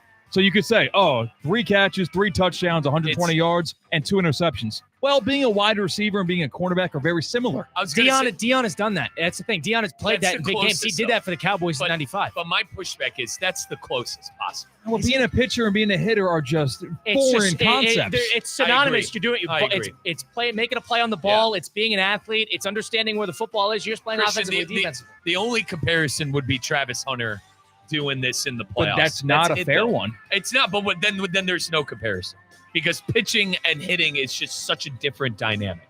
Like they're the polar opposites. That's why they're facing each other. So like there's no comparison I could make. Like as a great performance, I'll give you one: a hat trick and an assist in a Champions League final in Europe. You got 4 goal contributions in the game. You're probably going to win the game. Okay. Because maybe we're closer than we think. As a goalkeeper. Yes. This would be if Shohei Ohtani. You get the first half, and then second half, you go light it up. Four not how goals. This works. Issa's our intern. She's a soccer fish. She can tell you it's not how this works. Well, quite obviously, but that is how this works. That's how different being a pitcher and a hitter is. It's like being a striker and a goalkeeper. He foregoes the goal and goes all the way down to score 4 goals. Ohtani, believe it or not, Ohtani's performance is more realistic than having a penalty save and scoring 3 goals. It's more realistic than that, I promise you. But that's why I don't think there's a comparison, because it's just name me a sport where you could do this at. Name me another sport where you can make an impact at both positions like baseball. That's why Babe Ruth was considered the greatest baseball player of all time for so long. It's because he was a great pitcher. He was a good pitcher and one of the best hitters of all time. This guy could fan 10, pitch 6 innings, and hit 3 home runs. Shohei Ohtani just bowled a perfect game, and then he had a spinning back elbow knockout in the octagon. That's what he did. It just all happened on the baseball field. Now we're reaching for the stars, but I get it, guys. It's just I don't think there's a good answer. I don't, Christian. I stand by that. There's not a good comparison for this. Unbelievable. And even if you're talking about offensively, they're lucky he leads off. I mean, you're talking about not RBI contributions. That's not even his fault. We were early on this, by the way. It's like Hideki Matsui in the 2009 Game 6 where he has the 3 home runs, but he had like 9 RBIs. You could go back and listen to Russo and Rizzo on the South Florida app because Colin and I had the same. We were on what? ESPN South Florida app. We had the same conversation. We thought this was going to happen against the Phillies. Yeah. We said, oh, is this where Ohtani has the greatest game? This is a Hall of Fame moment. No, it happened in the NLCS. By the way, South Florida. Sorry. No, ESPN South Florida app. It vindicates his entire South Florida app. It vindicates his entire performance. Correct. In the previous 4 or 5 games. It really is bizarre. It's like, all right, he didn't hit all postseason long, but hey, hold my beer because I'm about to have the greatest single performance of all time. And then they get a week off. Unbelievable. Is that going to help or hurt him? That's the question. Doesn't matter. That's Guess what, question. guys? I'm ready to answer I think it does matter in a small sample size of a 7-game series. It'll matter for one game. That's the only chance that those teams all right, have. How about this? The Dodgers come out flat. It'll matter for one game. It's the only. And let me ask you this. Let's follow up question here. Would the offense of the Toronto Blue Jays or the pitching of the Seattle Mariners fare a better competition to the Dodgers? Blue Jays have a better offense. They're 1 through 9 dangerous, but the Mariners have better pitching. Hear me out on this. I think offense because I think the Dodgers would outpitch them. You got to go toe for toe with runs. You have a better chance of scoring runs and beating them that way. The Dodger pitching will outpitch you. They've proved it. The week off could be something for one game. And guess what? Better take advantage. You can make an argument this is the best postseason rotation you've ever seen. Ever. You can make that argument. I mean, $1 billion worth of arms. Glass now, $25 million a year. Snell, $20 million a year. Ohtani, $700 million contract. And Yamamoto. And Yoshinobu Yamamoto, the Japanese flamethrower. F45 is your place to get the functional workout in. 45 minutes in and out. It's class style. So you show up, you got 2 coaches on site with a bunch of like-minded fitness individuals. Loud music. You kind of turn your brain off, follow along on the screen, see what everybody else is doing, see what they're telling you to do, turn your brain off, and all of a sudden 45 minutes pass, you get a full sweat going. You can move on with the rest of your day feeling good, feeling mobile, feeling flexible. That's the type of working out that F45 has to offer. Find a studio near you. Go to F45 downtown West Palm Beach on Instagram to get started today. We got Jonathan Zaslow, the voice of the 305, joining us on the other side of things. It's Russo and Rizzo on ESPN 106.3. Live from the Anajar and Levine Accident Attorney Studios. Anajar and Levine Accident Attorneys. Call 1-800-747-FREE. This is ESPN 106.3. This Halloween, the scariest thing on your team shouldn't be your books. Don't be scared. Jay Zolo and Associates is here to exercise your bookkeeping nightmares. With QuickBooks Online and expert care, let Jay Zolo bring your books from RIP to MVP. Let the only skeletons you deal with be the ones in costumes. Visit jzolo.com today. That's JZOLLO.com. Fall just got sweeter at your neighborhood DQ Grill and Chill. This month, treat yourself to the brand new Reese's Oreo Blizzard. And if you're still craving the flavors of fall, you've got to try the Pumpkin Pie Blizzard and the Caramel Coffee Cookie Blizzard. If you're hungry for something savory, try DQ's new Sweet Chili Tossed Chicken Tenders or their famous Honey Barbecue and Wild Buffalo Tossed Tenders. Come in today to DQ Grill and Chill with 2 convenient locations, 4828 Lake Worth Road and US 1 just south of North Lake. Step inside the Gardens Mall to witness Halloween magic. On Saturday, October 25th, bring the little monsters to the Kids Club Spooky Soiree. Wear your costume to the Grand Court and indulge in offers from participating stores starting at noon. Booga and Hooga will also be in the house for a special performance at 1 p.m. Stick around afterwards to have your photo taken with the stars of the show. Fun is brewing at the Gardens Mall. You don't want to miss it. Get ready, South Florida. It's the 12th annual Boca Raton Bowl. Tuesday, December 23rd, 2 p.m. at FAU's Flagler Credit Union Stadium. 2 of the best group of 5 teams go head-to-head in the ultimate holiday showdown. Over 150 players have gone from this field to the NFL. Who's next? Visit BocaRatonBowl.com for the latest, including when tickets will go on sale. The 12th annual Boca Raton Bowl, Tuesday, December 23rd, 2 p.m. at Flagler Credit Union Stadium. The 5 p.m. hour is presented by Good Greek Moving and Storage, the world's only total relocation company. Local or long distance, they've got you covered. Good Greek Moving and Storage. Your superhero movers. What's the Anna Jar and Levine difference? If you're the victim of a car crash, you will always speak to a lawyer. You'll always get the highest standard of care from our dedicated legal team, and we'll always fight to get you the maximum compensation you deserve. That's the Anna Jar and Levine difference. Call our legal team right now for a free consultation. Call 1-800-747-FREE. That's 1-800-747-3733. Don't wait. Call 1-800-747-FREE. In office, West Palm Beach. Every great performance starts with a plan. Your game plan for greatness begins at Men's Only Medical. Dr. Al is redefining men's health with concierge care and cutting-edge treatments tailored just for you. From anti-aging and weight management to cardiovascular health, skin, and hair, they've got you covered. Expect personalized care and advanced technology to help you look, feel, and perform your best. Visit mensonlymedical.com. Men's Only Medical, setting a new standard for men's health.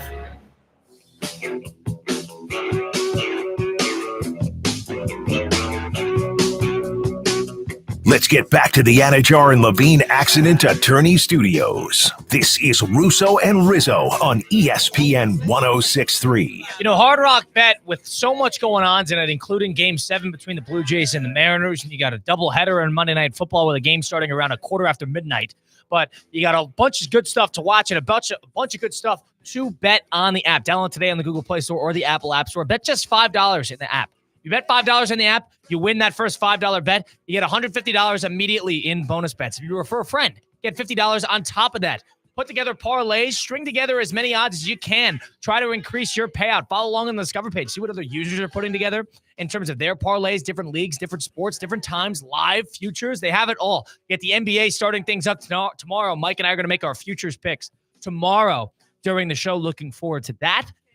Do this all on the Hard Rock Bet app. It's your place to take your game to the next level. Offered by the Seminole Tribe of Florida. Must be 21 plus, physically present in Florida. The wager. If you or somebody you know has a gambling problem, please call 1-833-ADD-IT. Or Play Wise. Yeah. 1-833-Play Wise. Excuse me. Welcoming in good friend of program. You can hear him on the Zazzo Show 2.0 all over the ESPN circuit, including the campus tour every weekend at different college tours. It is the voice of the 305, Jonathan Zazzo. You might know him as the Cooper City Rattlesnake.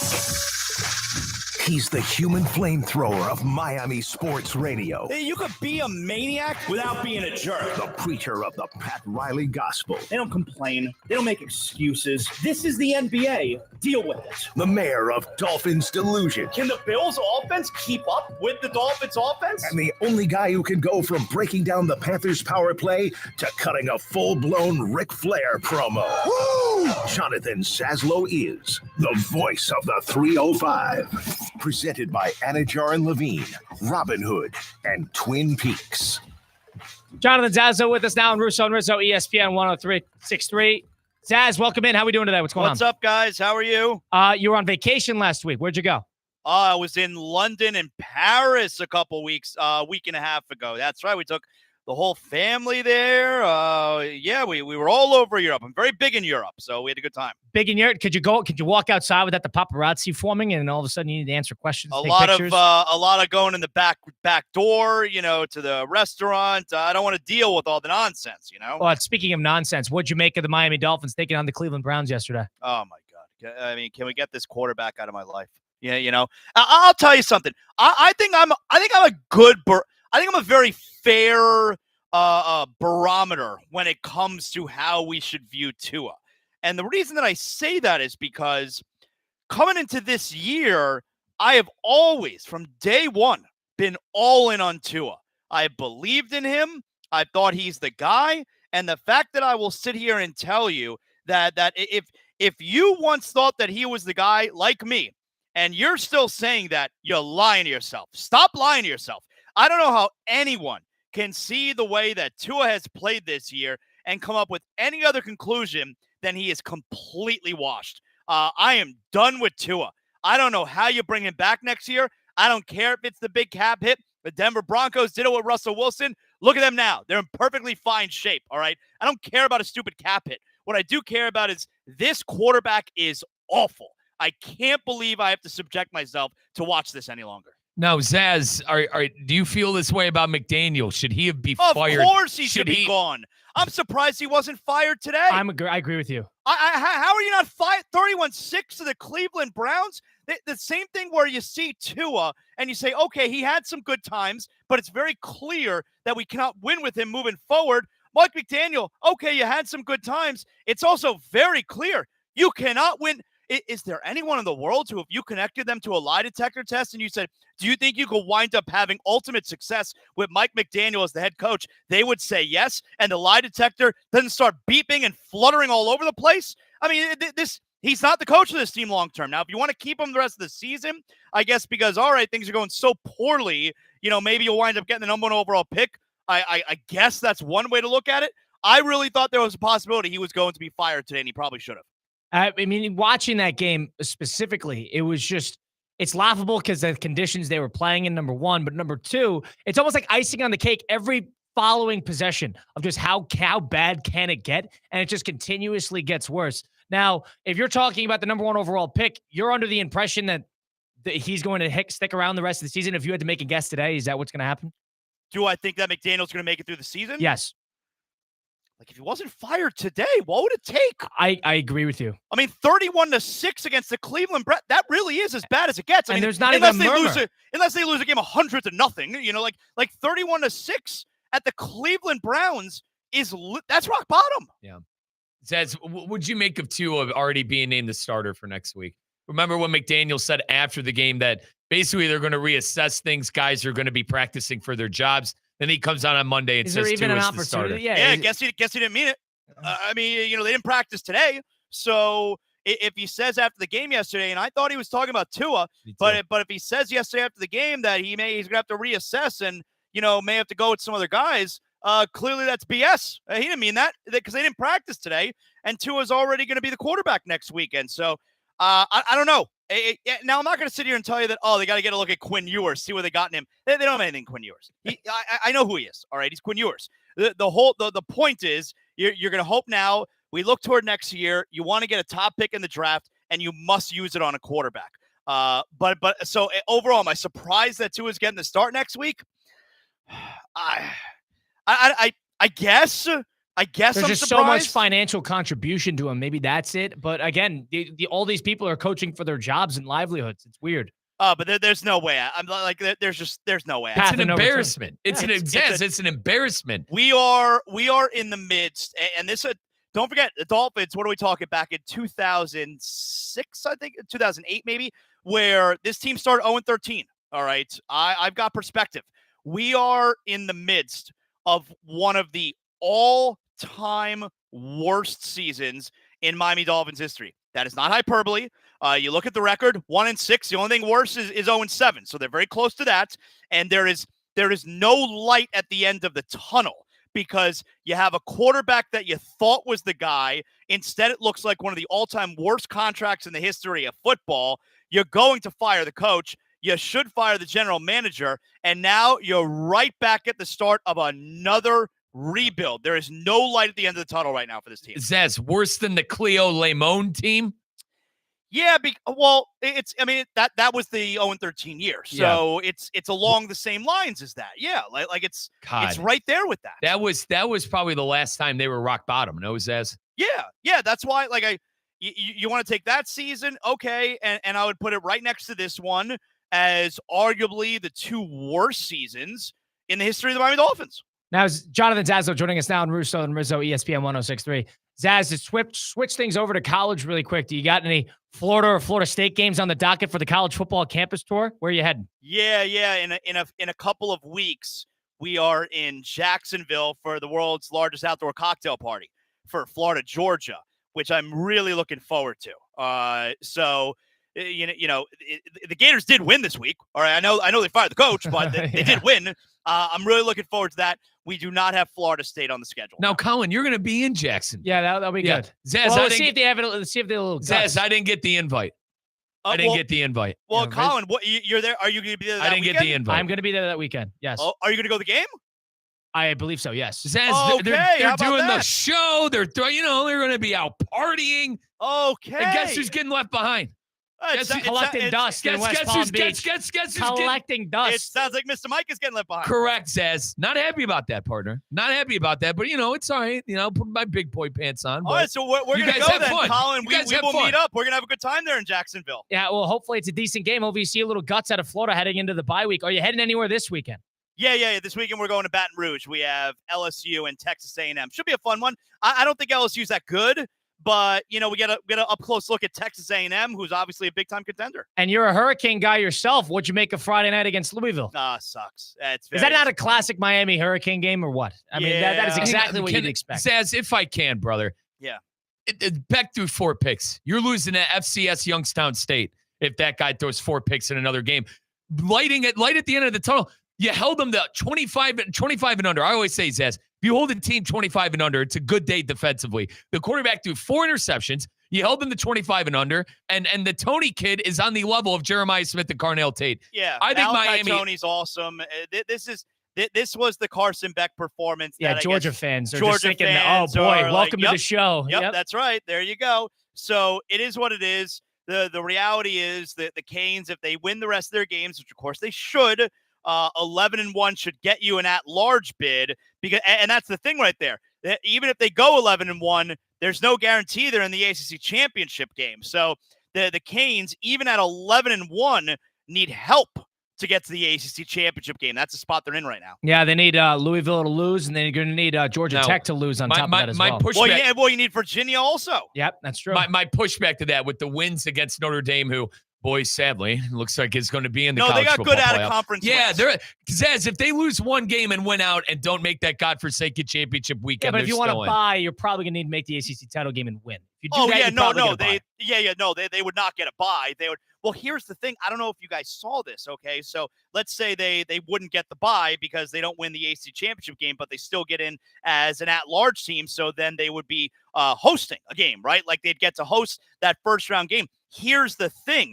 There's a scenario right now where the game in that first round, which would potentially be a Hurricane home game, Hard Rock Stadium, that same day, there is a La Liga soccer match that is scheduled for Hard Rock Stadium.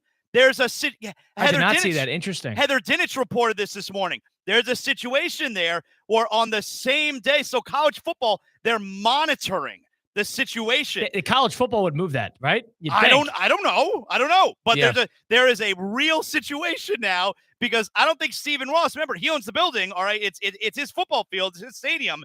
He's not moving the La Liga game. It's Barcelona and Villarreal. They are not moving that game. It's a big deal. Barca's arguably one of the most popular. They're not United. Stephen Ross has fought hard to get that From game Miami, here. Georgia Tech. They're not moving that game. No, yeah, so that's a situation to keep an eye on. Wow, how about that? Interestingly enough. Okay, so we'll keep an eye on that. But all right, let's switch gears to another Florida team. Florida fired Billy Napier over the weekend. We're going to see Billy Napier lists Florida Gators. But in your mind, do you have anybody in mind that you think Florida should go call, see if they'll pick up the phone for the head coaching gig? They're certainly going to try and get Lane Kiffin. I mean, that's not a secret. Everybody knows that. Florida has the money. Florida certainly has more money than Ole Miss does. So the question boils down to Lane Kiffin. Do you like what you're doing, what you're building there at Ole Miss? Do you want to stay in Oxford?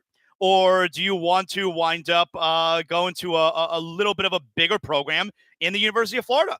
I think Florida is going to make a very big play for Lane Kiffin. I don't know if you would take it because $9 million, you'll probably get a pay raise after this year, especially if they make the postseason. Yeah. It's a safer job going over to Florida. Right. I understand if that's the hire, if they can lure him away. Outside of that, that's where it gets interesting. Yeah. Zaz, really quickly here, where were you over the weekend? I'm curious. I was in South Bend. I had Notre Dame USC. Great game, by the way. Or good game for the most part of the game. What did you think of South Bend? Lincoln Riley again. Come on. What'd you think of South Bend? Well, I was there last year, so it was my second time there. I like South Bend. The campus. Here's the thing. There's a major difference between the atmosphere in South Bend for a big-time football game and other places like, let's say, the SEC. I found the atmosphere. It's very pleasant. I think that's a good way of putting it. It's high society. Yeah, it's very pleasant. As opposed to, if you're about to attend an SEC game, It's kind of rowdy. There's a car or two on fire. Yeah. You know, that's just how it goes. Yeah. It's a very and I like it. I'm fine with it. It's a very pleasant atmosphere there for Notre Dame football. USC couldn't just do the whole country a solid. They played pretty well in the game. Well, Lincoln Riley'd at the end, but it's okay. The play calling was atrocious at the end of that game. Yeah, absolutely. They went away from the running game. It was atrocious. Yeah, weird game. And they left a lot of points on the board, especially in the early part. Zaz, all right, so South Bend, by the way, my sister went there, so I've been there for a couple game days. It's about the church. It's about seeing the guys walk. Yep. It's nothing crazy, my personal opinion. Not. I think South Bend, it's impossible to get to. It's not a crazy crowd. What'd you fly into Chicago, then drive? How'd you do it? Oh, my God. Are you serious? It's a nightmare. Indianapolis. You haven't heard my story? No. What's your story? Indianapolis says nightmare. You go to Chicago, right? You're not going to believe this. What happened? I flew out of Miami on Friday to South Bend, but through Chicago O'Hare. All right, so I got a connection in Chicago. I get to the Chicago airport. I have a short layover, 45 minutes, an hour, no big deal. Okay. I'm walking over to the gate, all right, and I get to the gate. I sit down. I see on the board there, it gives you the duration of the flight, tells you how long it's going to be from Chicago to South Bend. 2 hours, 45 minutes. I'm very confused. Going to a different South Bend. I'm very confused. And I even I text my partner, Amber Wilson. I say, Amber, is it possible that this flight is 2 hours and 45 minutes? Because I just looked it up on a map, and Illinois and Indiana are right next to each other. How does this make sense that the flight's longer than Miami to Chicago? And she then says, are you going to South Bend, Indiana? I say, I think so. And so I'm really confused. They call the boarding groups. I'm in like the first group to board. They scan my boarding pass, American Airlines, on my app. I walk through the gates. You get outside because it's one of those deals. Okay, it's a small plane. You go outside, then you climb the steps, you get in the plane. I go outside. Guys, it's a bus. It's a bus. Oh my and on God. the side of the bus, you know what it says? It doesn't say bus. It says American Airlines. It's a bus. I bust 2 hours and 45 minutes from Chicago to South Bend. Zaz. Why would I think that I booked a bus when I'm doing American Airlines? What kind of craziness is that? Why would I take a bus in an airport? I was in an airport and there was a bus. I've never heard of that. And you know where the bus dropped us off in South Bend? Take a wild guess. Gary, Indiana? Where'd they go? The South Bend airport. A bus pulled up at the South Bend airport. You ever heard of anything like this? No. Couldn't even do the deal, just dropping you off in front of the stadium. Zaz, the money, you should have known the deal was too good to be true. How much was the flight? That's what I mean. I don't look at the prices. Like I book it through a system with ESPN. I see. I click. There you go. You booked an $11 flight, and you're questioning, I got a deal on this one. Zaz, the only reason I ask that, horseback. Zaz, the only reason I ask that is because more often than not, when I was working in Peoria, my flight from Peoria to Chicago would be more than my flight from Chicago to Cleveland, to the point where I just started driving to Chicago and flying out of there. That's why I'm interested on the price. You had to know that the $12 that you spent on the but he bus, booked it through the system. Remember, it gets expensed. It gets expensed. Yeah, but you still, Zaz, I'm sorry, this is user error, brother. I do this agree. You should have error. looked. You should have looked at the Should flight. have looked. How would I? User error. Why would I look when I'm booking American Airlines to make sure it's not an airplane? I agree with that. That's a little. I didn't realize American Airlines had a bus system. It's not a Greyhound. It's not a Greyhound. It was the boarding pass is in my. You want to know what app the boarding pass was in? Take a wild guess. American Airlines. The American Airlines app. Zaz, where can people tune into you if they want to listen to more? Zaslow Show 2.0, everywhere you get your podcast. Just search Zaslow Show 2.0. Please like, rate, comment, subscribe to all that good stuff. And every episode is presented by Anajar and Levine Accident Attorneys. You're involved in any kind of accident, you're dealing with a personal injury, you call Anajar and Levine Accident Attorneys, 800-747-FREE, 800-747-3733. Appreciate it as always, Zaz. Looking forward to talking again next week. All right, guys. Thanks, Zaz. See ya. Take Jonathan Zazo of the Zazo Show 2.0, the voice of the 305. Colin Russo, Mike Rizzo, Christian Cat. Russo and Rizzo taking a time out. ESPN 106.3. Live from the Anajar and Levine Accident Attorney Studios. Anajar and Levine Accident Attorneys. Call 1-800-747-FREE. This is ESPN 106.3. Canes fans, Hurricane football season is closing out October with a matchup against Stanford on Saturday, October 25th at 7 p.m. Then get ready as we head into November with back-to-back matchups, starting with homecoming against Syracuse on Saturday, November 8th and Senior Day versus North Carolina State on Saturday, November 15th. Hack Hard Rock Stadium and get your tickets now at MiamiHurricanes.com/football tickets. That's MiamiHurricanes.com/football tickets, and go Canes. Looking to elevate your brand? Whether a small business, a nonprofit, or a national event, Team IP has you covered. Our corporate and digital divisions offer custom apparel, promo products, and POD stores with no inventory, no warehousing, and no fulfillment hassle. Just thousands of brands and options at your fingertips. We're proud to be partners of ESPN West Palm, and we're ready to be on your team.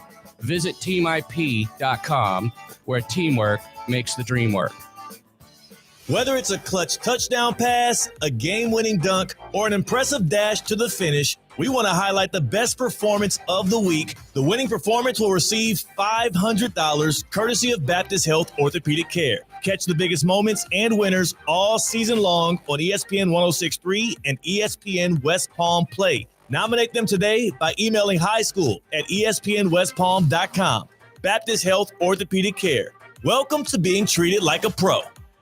Football season is here, and the ultimate game day headquarters is Twin Peaks. Whether it's college Saturdays or NFL Sundays, catch every kickoff, every touchdown, every Hail Mary right here at Twin Peaks. Eats, drinks, scenic views. From scratch-made favorites to ice-cold 29-degree draft beers, Twin Peaks is delivering all the winning plays. Looking for a stronger lineup? No one does game day like Twin Peaks. Twin Peaks, come for the game, stay for the experience.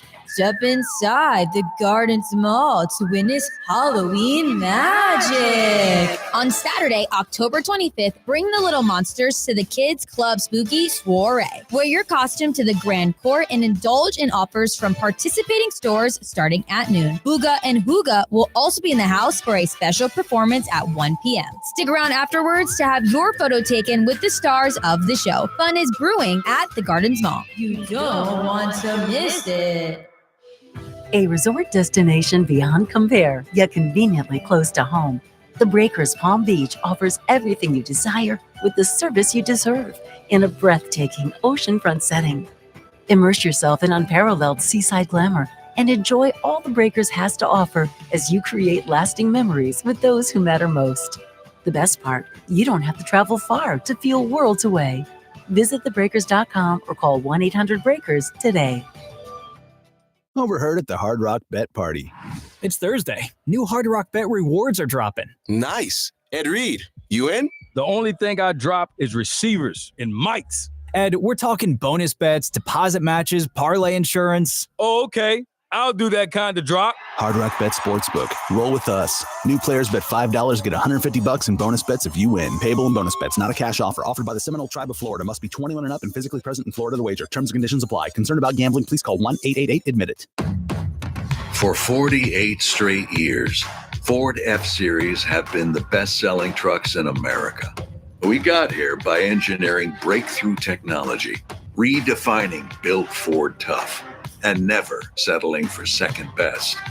But what's really made Ford F-Series the number one selling trucks in America is you. Ford F-Series, built Ford tough. Based on 1977 to 2024 calendar year total sales. Your ambition just met its match with Robinhood. Trade stocks and ETFs, options, futures, and crypto all on one platform. Get started today at Robinhood.com/yourmoney. Robinhood, the official jersey patch partner of the Miami Heat. All investments involve risk, including loss of principal. Options, futures, and crypto trading carry significant risk and may not suit all investors. Securities offered through Robinhood Financial LLC, member SIPC. Futures trading is offered by Robinhood Derivatives LLC, not FDIC or SIPC protected. Crypto offered through Robinhood Crypto LLC, NMLS ID 1702840, not FDIC or SIPC protected. Portfolio management offered by Robinhood Strategies, an SEC registered advisor.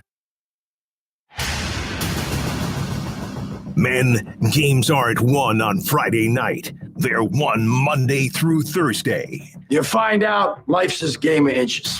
It's about preparation. It's about discipline. And it's about showing up ready to dominate. That's going to make the difference between winning and losing.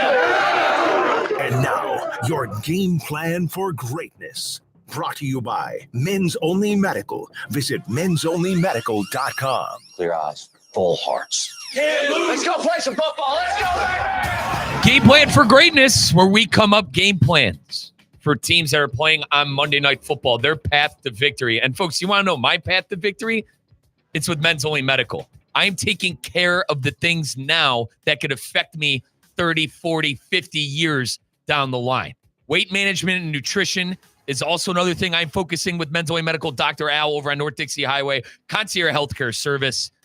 Look at them online, mensonlymedical.com. Hair loss solution, skin assessment, mensonlymedical.com. My good buddy, Doc Al, Cardinal Newman. Grad, Kyle, I'll take the godforsaken game that's going on at 10 o'clock, and you can focus on the 7 with the Buccaneers and the Lions. I'm going to focus on Seattle because I do think there's a lot of good with Seattle. They have a good offense. They have a good defense. And they got a good head coach. I just don't know if this is a great team.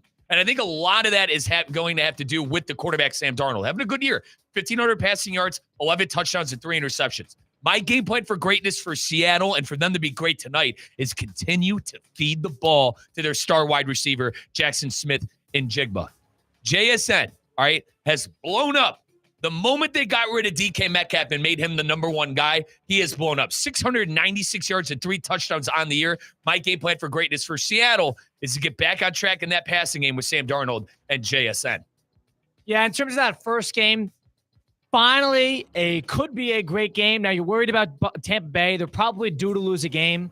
They've been very fortunate past couple weeks, and they're very hurt. And I know Mecca Buka is back, and then Mike Evans might be back, but they're missing 2 offensive linemen. They're missing running backs. They're missing pieces all over the field. There's a Lion team that's coming off a bad loss on the road to Kansas City last week. They're back at home. You know how good they are at home. They're going to be explosive. I would say that this is a game that if Tampa Bay wants to play the high-flying affair that they think they can, I don't think this is going to work out in their favor. I think this is better as a muddied-up game. Think that Tampa Bay victory over the Houston Texans in Week 2 on Monday Night Football. I think they'd be better off having a game like that instead of a game like they did against the Seattle Seahawks where it's touchdown, touchdown, touchdown. Because the one thing about the Detroit Lions, they're going to control the pace of the game. They're going to run the ball with their 2 running backs. They're going to get the ball, spread the ball around. And if Goff is protected, he's going to do fine. If you get to Goff, then you start to disrupt their game plan a little bit. I would say goal for Tampa Bay, slow it down and get to Goff. Goal for Detroit, speed it up and spread it out early. That's the key for those 2 games as you get a doubleheader tonight. Who do you think is going to win Game 7? I got the Buccaneers tonight, and I got Seattle. I'm going against the grain with the Lions. Game 7. Game 7. Oh, sorry. I got Seattle? football on the mind. Toronto. You think Toronto win? I like Toronto on Friday. It bit me in the butt, but they won the next 2. Give me Toronto tonight. Vladdy is insane with that 400 batting average, 6 home runs and 16 RBIs. Seattle's been my guys all year. I'm going to go with my guy, George Kirby. George Kirby, a bit of a resurgence game after a bad Game 3. Can he turn it around? We'll see tonight. Game 7, 2 doubleheaders. We'll be back at it tomorrow, same time, 4 to 6 p.m. Appreciate everybody staying aboard with us. If you missed any of the show, go listen back on Apple, Spotify, wherever you get your podcasts, all those great places, because you can listen to us. Actually, we're coming back after this. We got another hour. We're going to get into the full NFL slate, which we haven't done a ton on. We did the Giants game, haven't done any of the other big action, but we get the 5th quarter with Hard Rock Beck coming up after this. Russo Rizzo, ESPN 106.3. You lather, rinse, moisturize, and repeat. At this point, you're practically training for the Shower Olympics. But here's the twist. It's not your shampoo's fault. It's your water. Hard water leaves a mineral residue that clogs your pores and dries out your hair. Culligan water softeners remove damaging minerals, revitalizing brittle hair and dry skin. Upgrade your shower system today for only $79 a month. Visit Culligan.com for more information or just say, Hey, Culligan man! The 5 p.m. hour is presented by Good Greek Moving and Storage, the world's only total relocation company. Local or long distance, they've got you covered. Good Greek Moving and Storage. Your superhero movers. Being a sports fan is tough. Bad calls, crushed dreams, Jets fans. Hi, this is Evan Cohen from Unsportsmanlike, and don't worry, we're here for you. ESPN 106.3 is your official sports therapy hotline. Go ahead. I'm listening. Every great performance starts with a plan. Your game plan for greatness begins at Men's Only Medical. Dr. Al is redefining men's health with concierge care and cutting-edge treatments tailored just for you. From anti-aging and weight management to cardiovascular health, skin, and hair, they've got you covered. Expect personalized care and advanced technology to help you look, feel, and perform your best. Visit mensonlymedical.com Men's Only Medical, setting a new standard for men's health. Ready to kick off the fun? Chumba Casino is your go-to game plan during halftime or overtime. From spinning slots to instant scratch-style cards, it's like running the perfect play, all from home. New players score a free welcome bonus and daily logins with a shot at some serious prizes every time you play. Get in the game and visit ChumbaCasino.com today. Let's Chumba. Sponsored by VGW Group. No purchase necessary. See terms at ChumbaCasino.com. Must be over 21 and present in a state where it's legal to play. This is the story of the one. As a custodial supervisor at a high school, he knows that during cold and flu season, germs spread fast. It's why he partners with Grainger to stay fully stocked on the products and supplies he needs, from tissues to disinfectants to floor scrubbers. Also that he can help students, staff, and teachers stay healthy and focused. Call 1-800-GRAINGER, click Grainger.com, or just stop by. Grainger, for the ones who get it done. Fall just got sweeter at your neighborhood DQ Grill and Chill. This month, treat yourself to the brand new Reese's Oreo Blizzard. And if you're still craving the flavors of fall, you've got to try the Pumpkin Pie Blizzard and the Caramel Coffee Cookie Blizzard. If you're hungry for something savory, try DQ's new Sweet Chili Tossed Chicken Tenders or their famous Honey Barbecue and Wild Buffalo Tossed Tenders. Come in today to DQ Grill and Chill with 2 convenient locations, 4828 Lake Worth Road and US 1 just south of North Lake. Fall in Florida means one thing. It is almost time for the Clinics Can Help Golf Classic. This fun-filled event works to raise money to provide customized medical equipment and supplies to the many children in our area in need. Get your foursome together and join the festivities on Friday, October 24th at the exclusive East Point Country Club in Palm Beach Gardens. Make a difference in helping these children live a life of independence and dignity. Register today at clinicscanhelp.org. Tired of being sidelined by a sports injury? Get back in the game with Baptist Health Orthopedic Care. Whether you're a professional athlete or even a weekend warrior, you can get back to doing what you love with our compassionate orthopedic team. Experience a new level of care and get back to your best. Welcome to being treated like a pro. Make an appointment today at baptisthealth.net/ortho or call 833-556-6764. Anna Joran Levine. Call 1-800-7473. That's 1-800-747-3733. ESPN 1063. WESP Jupiter, a Good Karma Brands The radio following is a station. paid program. Advice and opinions expressed during this program are solely that of the hosts or guests of this program and not of ESPN 1063 or Good Karma Brands. Yeah, here we go. 2 hours are not enough. And that'll do it for regulation. Welcome to the 5th quarter, presented by Hard Rock Bet. Take this one to overtime. Russo and Rizzo bring you the stories, the takes, and the breakdowns that go beyond the final whistle. We head into overtime. The 5th quarter starts now.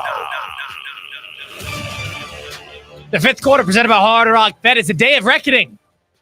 Internal, external, you name it. Mike Rizzo, Colin Russo, Damian Perez, Mike Norvell in a lot of hot water. Billy Napier already gone. See ya. Mike McDaniel should be gone. He's still around for some reason. But we got a lot to break down as we got you for the next hour up until 7 p.m., up until this Monday Night Football game. Got a doubleheader tonight. You got Buccaneers Lions in Detroit, and you also have the Houston Texans taking on the Seattle Seahawks. You got Game 7 of the ALCS tonight between the Toronto Blue Jays and the Seattle Mariners. Seattle Mariners went back to Toronto with a 3-2 lead. Toronto was able to tie it up 6-2.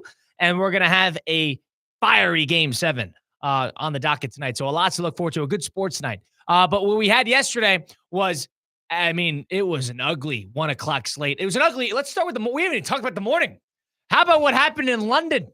You want to talk about a godforsaken game? Oh. Look no further than what Jacksonville was able to put together against the Los Angeles Rams. They 3-and-outed. Rams went right down the field and scored. They 3-and-outed again. Rams right down the field and scored. It was 21-0 before you got to blink. Can I be honest with you, Go Colin? ahead. So, as you know, Saturdays are my busy day with the Saturday Sports Show in Inter Miami. Dude, I was so exhausted. I didn't wake up till I would say 9:30, 9:45. I turned on that game and saw the score, went back to bed for an hour. I'm like, I'm good. And then I woke up to you and Christian Catt, our producer of Russo and Rizzo. So first off, the shots getting fired towards the Browns of the text message that Christian sent basically said Travis Hunter stinks, but somehow the Browns are still a dumpster fire. What a disgrace of a game that was in London. Yeah, are you off your Jags yet? No, he was dead wrong. Travis Hunter played the best of anybody. He was the best player on the field for Jacksonville. Am I off him? Yeah, I am a little bit. They're in a tough. Now, here's the thing. Jacksonville, I'm a Jags fan for those who don't know. Going into the bye, if you were to tell me at the beginning of the year they'd be 4-3, I'd sign up for that. They played 4 consecutive weeks. They played the 3 teams in the NFC West, 2 of them in which are 5-2 at the moment, and one of them is 4-2 with a chance to go 5-2 tonight. In Seattle, San Francisco, the Niners, and then they played the Chiefs, who are probably the hottest team in the football at the moment, and they went 2-2. And that was the last game the Chiefs lost to Collins Jags. And they went 2-2. You almost sign up for that, but it's how it looks. Yeah, it's about the feeling, the taste you have in your mouth. It's not just about losing the game because they were anemic yesterday. You haven't scored over 20 points in 2 weeks either. Terrible. 12 points that was and their 7 Super Bowl. points. That Kansas City game was their Super Bowl. They're going to have a little bit of an and this is a new coach. This is going to be a struggle. Lawrence was terrible. The offensive line was awful, and the receivers were as bad as they've ever been in terms of dropping the passes. It seems like this Cohen can coach. I will say that. So take the bye. I'm fine with Cohen. Take the bye. Figure it out. Maybe I really thought Hunter was deployed right for the first time all year. I thought they deployed him the right way. Yeah, Colin, I know you did, defensively. Partner, I know you disagree with me. The kid's a receiver. I think he just go full-time receiver. I was not Mr. Do them both going into the draft. I wasn't even Mr. Do it both going in. After seeing it, he's both. He's their best corner, and he's their best receiver. Can you believe that? The guy's a rookie, and I'm telling you, he is their best at both. Yeah. Did you see Campbell with the pick six for the? I know him. I sure did. Tyson Campbell, who was traded for Greg Newsome, who was stunk for Jacksonville. Yeah. Anyway. Travis Hunter. The thing about Travis Hunter, they didn't play him one snap defensively in the first half. They bring him out in the first drive of the second half, and the first play, he's on the field. They go deep. They test him with Devontae Adams, and he gets a pass breakup immediately. So that's just – they'll figure him out. He's still trying to learn out the kinks on how to be a pro, but all their issues are because of that offense and Lawrence. And the Rams look good too, man. Rams look great. I mean, that was without Nakua. They spread the ball. That's how offenses with offensive-minded head coaches should look. Yeah. And Cohen's a McVay disciple. Now, and that is how it should look. Easy. I also think Stafford looked healthy for the first time all year. He's looked healthy all year. I think that game, Kyle, I think that game specifically, though, I go, okay, he doesn't look like he's hobbling out there. And he always does, yeah. He actually looks like every year. It's always like he's got like a gunshot wound coming out in there. But he looked like Stafford circa Calvin Johnson. Yeah, that seems good. That team's good, and that division is probably going. It could very well be a 3-bid division. Threw for 5 touchdowns, Kyle. And they tore him apart. He didn't even throw for 200 yards. I'm telling you, they didn't even break a sweat. They didn't even break a sweat. 5 touchdowns and not even 200 yards. They didn't even break a sweat. Oh my Lord! They toyed with them. Jaguars outgained them. There's a bunch of nonsense yards. I mean, they went for it on 4th down for 3 straight drives in Rams territory. They just haven't been able to capitalize. Now, the good news is Jacksonville, 70% of their games before the bye up to this point have been against teams with winning records, probably playoff teams.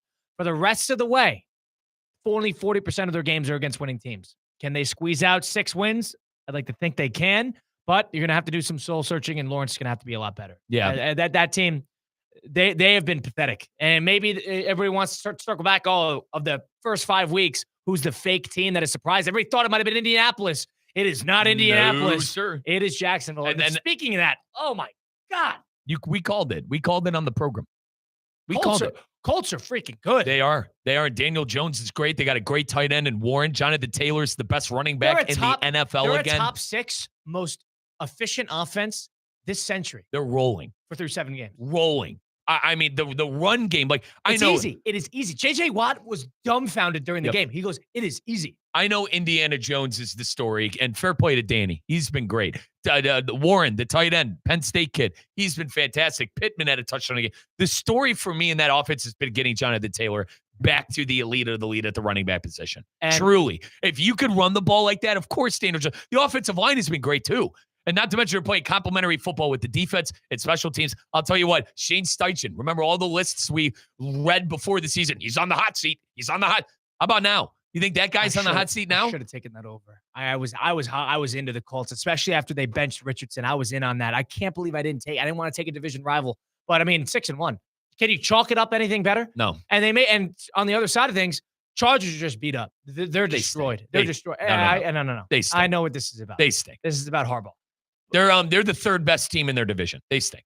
They're not making the playoffs. I mean, you can't turn around and say the Broncos look fantastic. 5-2, brother. Figuring out ways to win games. I mean, They figured it out. First of all, 33 points in the fourth quarter. First of all, the Broncos lost to the Chargers week 2. But on top of that, the Chargers are beat up.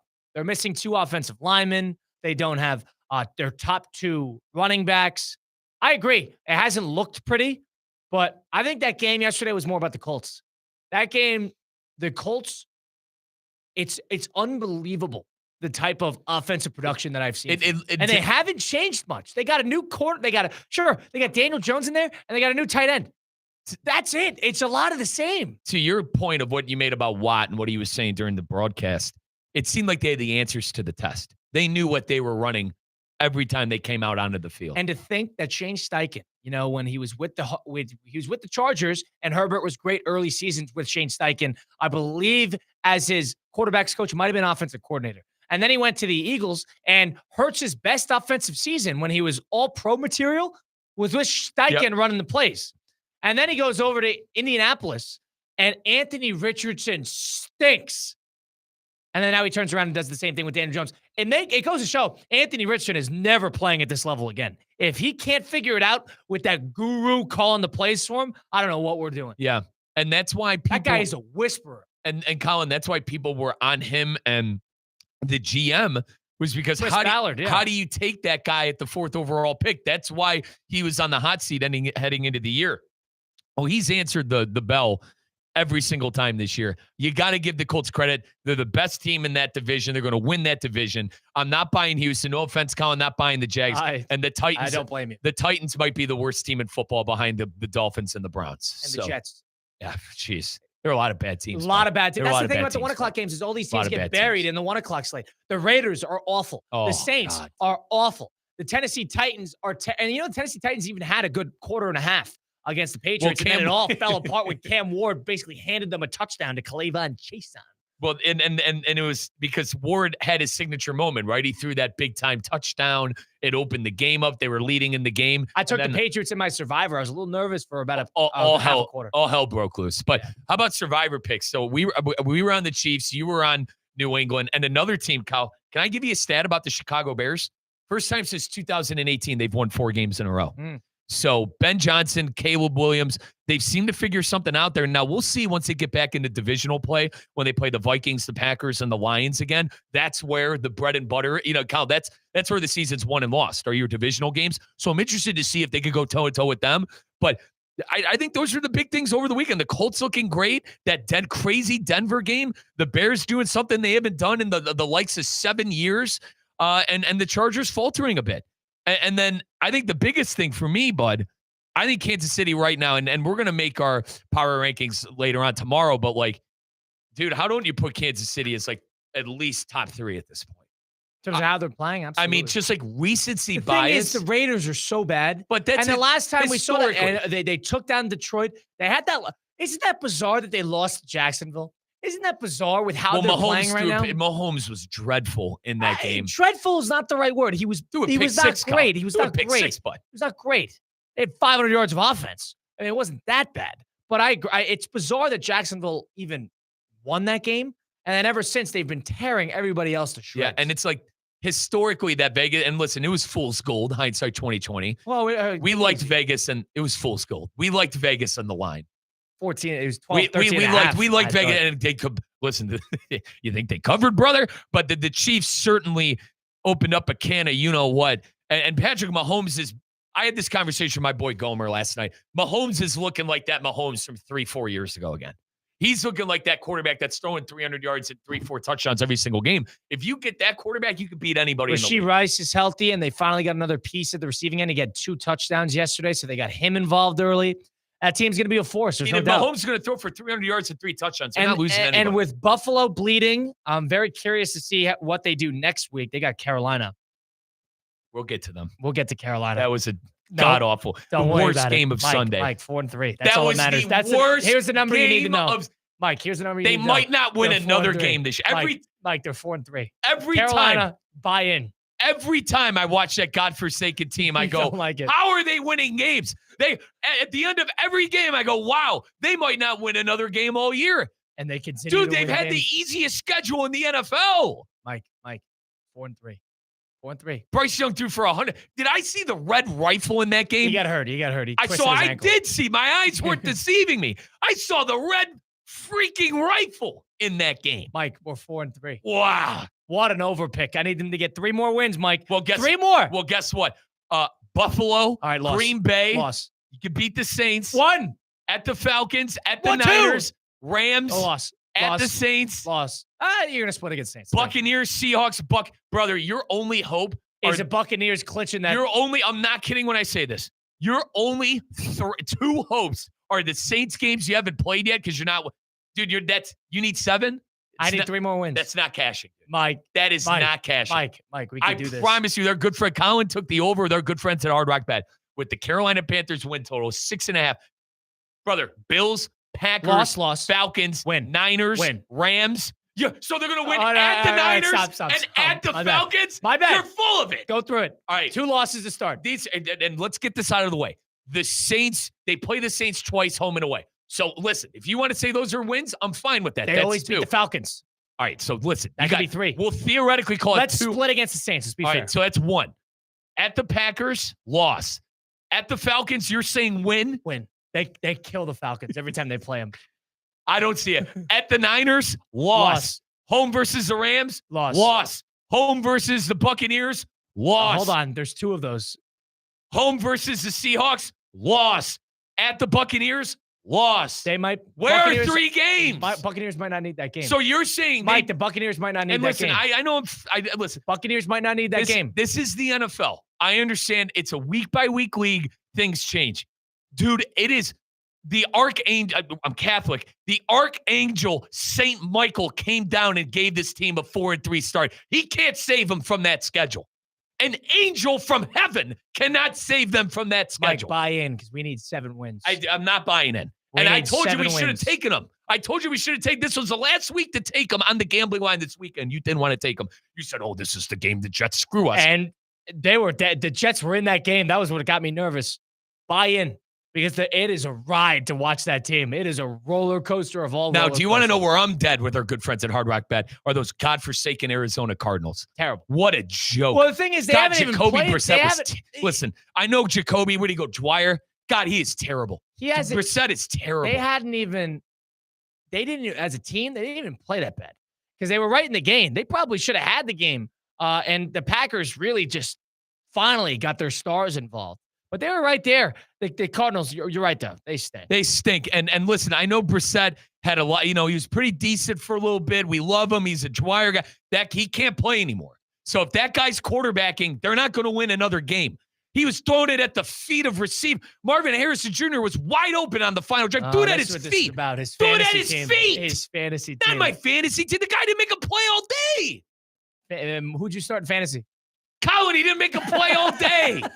The guy didn't make a play all day. The throws were right in front of him to get back in that game. He couldn't make a throw.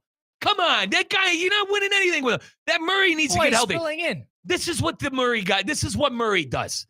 This is what he does. He drives you crazy when he plays. He looks like an all-pro. Then he looks like a guy who belongs in the USFL. And then he's out for 5 games. How the hell did I get swindled into taking that over by Joe Fortenbaugh, our bookie of the show? I got swindled. Swindled, I tell you. Should have hopped on Carolina. What did they say back at the market? Swindled, I tell you. You should have got on Carolina. I got sold snake oil. I went 4-0 on my over-unders yesterday. I had the Denver Broncos over on wins. They won. Packers over on wins. They won. I have the Dolphins under, which I should cash before Thanksgiving. You and me both, by the way. And then I have the Carolina Panthers over. What a ride.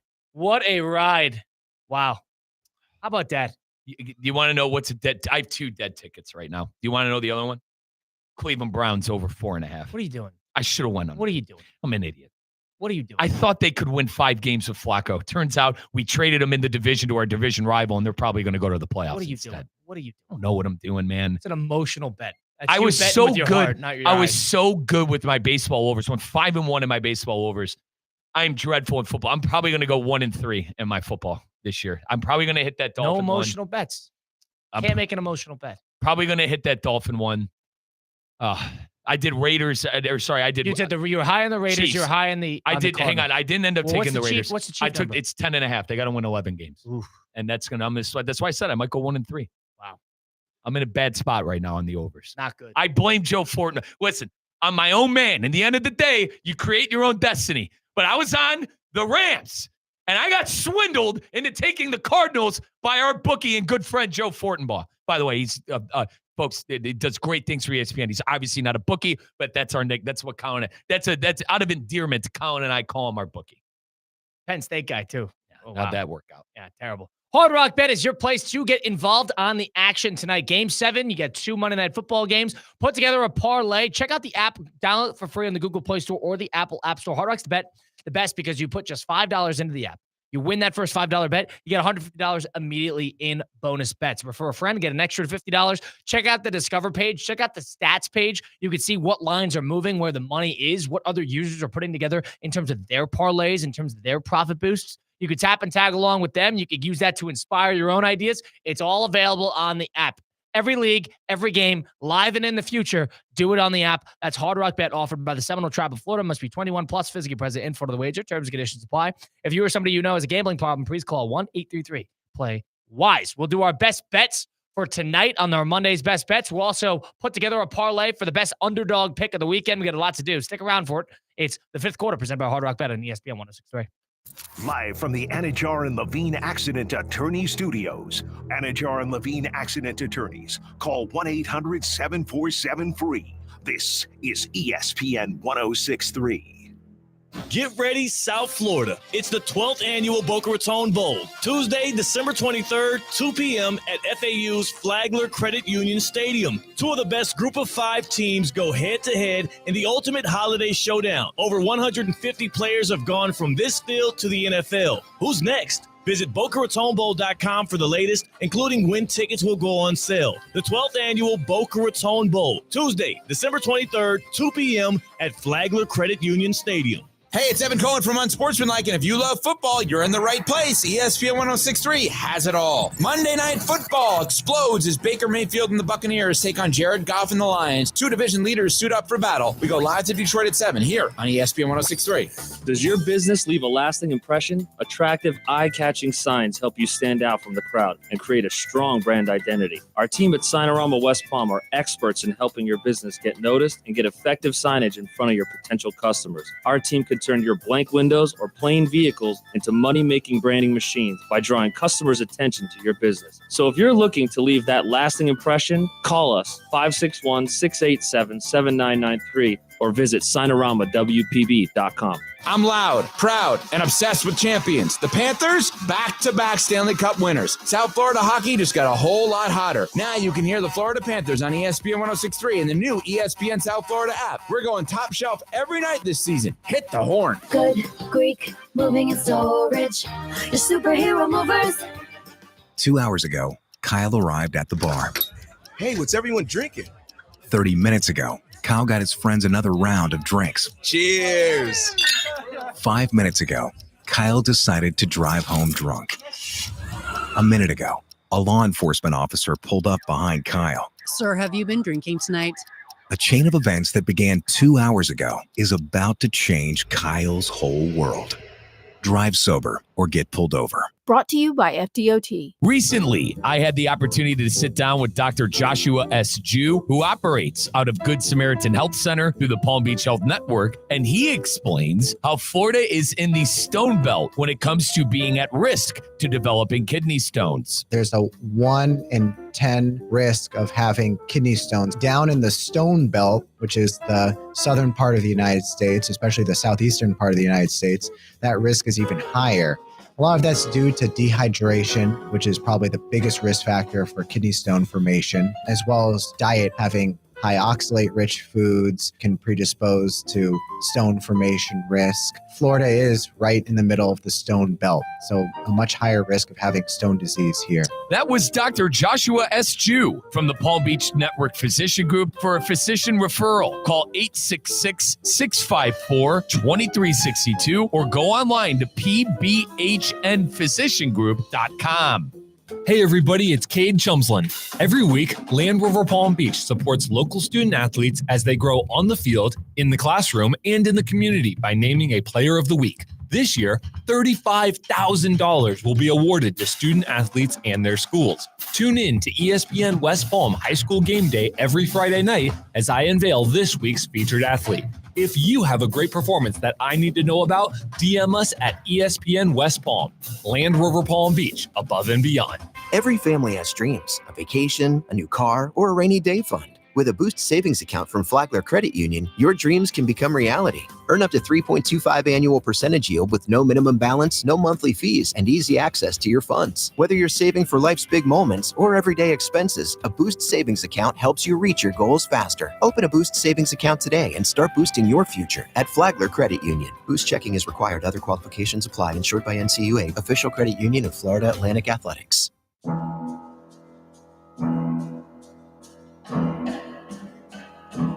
Overtime intensity, hard rock energy. Dude, Max Crosby is so damn angry. This is the fifth quarter, presented by Hard Rock Bet. The fifth quarter presented by Hard Rock Bet. We got a doubleheader, about 23 minutes till Monday Night Football. The Buccaneers versus the Detroit Lions. Remember, the Detroit Lions are not going to have their star safety, Brian Branch, tonight. There's going to be a multitude of players that are back for the Buccaneers, including Emeka Egbuka and Mike Evans. But the Buccaneers are still very beat up, especially on that front offensive line. You have the Lions coming off a loss, so that should be a good one there. And then we have another game which starts around, quarter before midnight between the Texans and the Seahawks. But we'll get to that a little later on. It's Colin Russo, Mike Rizzo. We get Damian Perez with the City Play Studios in downtown West Palm Beach. Let's figure out our best underdog of what we could have taken last week. All right, it's underdog time. So what we're going to do, Mike, is we're going to put together a little parlay that we should have done. In hindsight, Hindsight's 2020. Let's figure out what parlay we could have put together and what type of cash we would have won. Let's start and what happened on Thursday Night Football. Cincinnati Bengals, big underdog. The Bungles and Fling It Flacco. How about Joe Flacco? Him and Aaron Rodgers, the average age of those two quarterbacks, 81 years old. They threw for 7 combined touchdowns. Unbelievable. Very good game, 33-31 on Thursday night. Joe Flacco put together basically a vintage performance. They were plus 200 in the game, right? Yep. Plus 200. So, Damien, you're with us here. You got us put together a parlay here. Locked and loaded. Plus 200 with the Cincinnati Bengals. All right, outside of that, let's go to the college side. You want to talk when we went to Thursday? Let's go to the next day to Friday. This is an easy one. How about the number 2 team at home losing against the Louisville Cardinals? Here's the good news for Hurricane fans. First off, the bad news is you lost to Louisville, and now you don't control your own destiny in the ACC. Good news is the quarterback played the worst he's going to play all year, threw 4 interceptions, and you had a chance to win the football game at the end of the game with 1:20 left. So keep that in mind. I still think Miami's the best team in the ACC. Unfortunate that your fifth-year quarterback decided to have a stinker. It's a classic Miami game. But Colin and I, both high on Jeff Brom, head coach at Louisville. Future coach of the Florida Gators. We're kind of talking into existence. Brom to get to. Are you in on that? I am. Yeah. Who else are they going to get? They're not getting Lane Kiffin. Every Florida fan I've talked to today is Lane Kiffin. Oh, my God. Not getting Lane Kiffin. Lane's not coming. Spare me. Lane's not coming. I'm going to need you to come back down from Seoul, Mars. I'm going to need you to come back down to Earth because you got to be realistic. It's not Notre Dame. Please. Let's go. So, we're talking Brom to Florida into existence and James Franklin apparently to Florida State. But what I a don't game. think that's happening. Yeah. What a game by Louisville. Awesome game by Louisville. They should have won that game a lot earlier than they did. Beck threw that third interception. It was 24-13. I thought the game was over. Game was over. Louisville first play fumbles it back to Miami, and then all of a sudden, one play, one touchdown. Miami's back in the game all of a sudden. But Louisville controlled the entirety of the way. And Georgia fan is sitting there thinking, there's your Carson Beck experiment game. Do Georgia fans know that like no other? All right, Louisville to beat Miami straight up. In that game, the money line was about plus 360, Damian. Throw that in there. That's correct, plus 360. Plus 360. You're a Miami guy too, right? Florida. Florida. You're a Florida guy. Who do you want as the head coach? Do you have anybody in mind, or are you happy that they got rid of Napier? Let's start. I think it was time to get rid of Napier. As to who I want, I have no idea. Right. It's listen. Every Florida fan. The first honest Florida fan I've correct, Saban? but like that Can I was get Nick Saban? Yeah. Oh, there, yeah, all right, never mind. never There it mind. is. We're all good. We're all done now. We're But good. to We're be good. honest, every Florida fan needs to be like that because Lane Kiffin isn't coming to Gainesville. I'm sorry. Well, Nick Saban's coming. Really? Old Saint Nick. That spot is. Hey, you comfy. asked who I wanted. If they go to hire James Franklin, would you be upset? Yes. Kind of Yes, would. can't be win a too. big game. I know you disagree You on cannot that. win a big game. I don't think they should go get. I think Florida and Florida State are in two different spots. I think Franklin would be better suited for Florida State. I don't think all Florida the big State's games getting in rid the of Norvell, SEC. though. Go ahead. I mean, you're playing against Alabama. Yeah, You're playing I against agree. Tennessee. Stay away. Stay away. You want a big game coach? Absolutely. Brent Key. I don't think they're going to go after him at Georgia Tech, or Jeff Brown. Brent Key might not want to leave. Now they might up his salary and he'll leave, but I don't know. All right, so we added Louisville to the top 25 on the college side. There's our second upset. How about this for an upset? I was watching the game. I mean, Memphis, they were down 2 scores. They got back into the game. They had a chance there at the end. But this is a game that was mostly controlled by UAB. UAB, you say? That's right. UAB, who is 2-4 going into the game against an undefeated top 25 Memphis. UAB won 31-24. They're over their money line win total to get into coming into the game plus 1,100. Imagine if you were on UAB.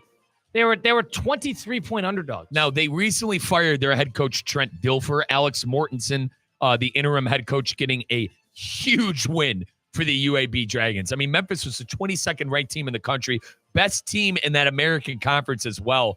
That might be UAB's best football victory within the last 2 decades. Yeah, that was right. That was the first game they played since Trent Dilfer's firing. Dilfer go. So if there's any, and Penn State played with guts too against Iowa. If there's anything to the new coach leaving and all of a sudden the team getting invigorated, look no further than what UAB were able to accomplish. All right, so add plus 1,100 to the underdog. What do we have, Damien, in terms of odds? So with those three, a 3-leg parlay, plus 360, plus 205, and plus 1,100, a $10 bet would have won you $1,673. Wow. Would have been able to pay some bills off with that. That would have been unbelievable. Jeez. We dropped the ball, but that's why we do it. We dropped the ball on UAB. Yeah, we did. We didn't have University of Alabama. We also dropped the ball taking the Las Vegas Raiders for some godforsaken reason. Colin and I are always on. I was in on that. I'll own that. I love that one. I love that pick. That's the issue. We both were. I love that pick. Plus 13.5. That was our only stinker. Dude, we went 4-5 in NFL bets over the weekend, so we could hardly complain. But had a good week. That one was. Where are you at with the Patriots here? Another good win, 31-13. I didn't ask you about that. You got to start buying into them. They seems like they got a good receiver in Booty now. They got 2 running backs in Henderson and Stevenson. Stevenson has stopped fumbling the football as of late. And Drake May's playing clean football. That's the one thing you like about. Obviously, the touchdowns and the yards from May are great.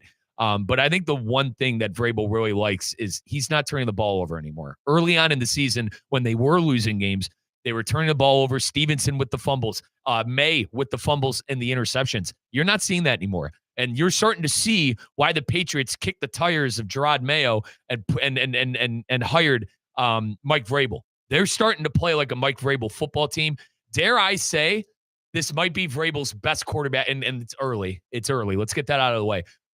Comparatively to the quarterbacks he had in Tennessee, Drake May might be the best quarterback Vrabel has had as a head coach. He's played great. He's a great athlete. I don't know if my opinion has changed too much if you beat Tennessee, but one thing about them, they're 4-0 on the road.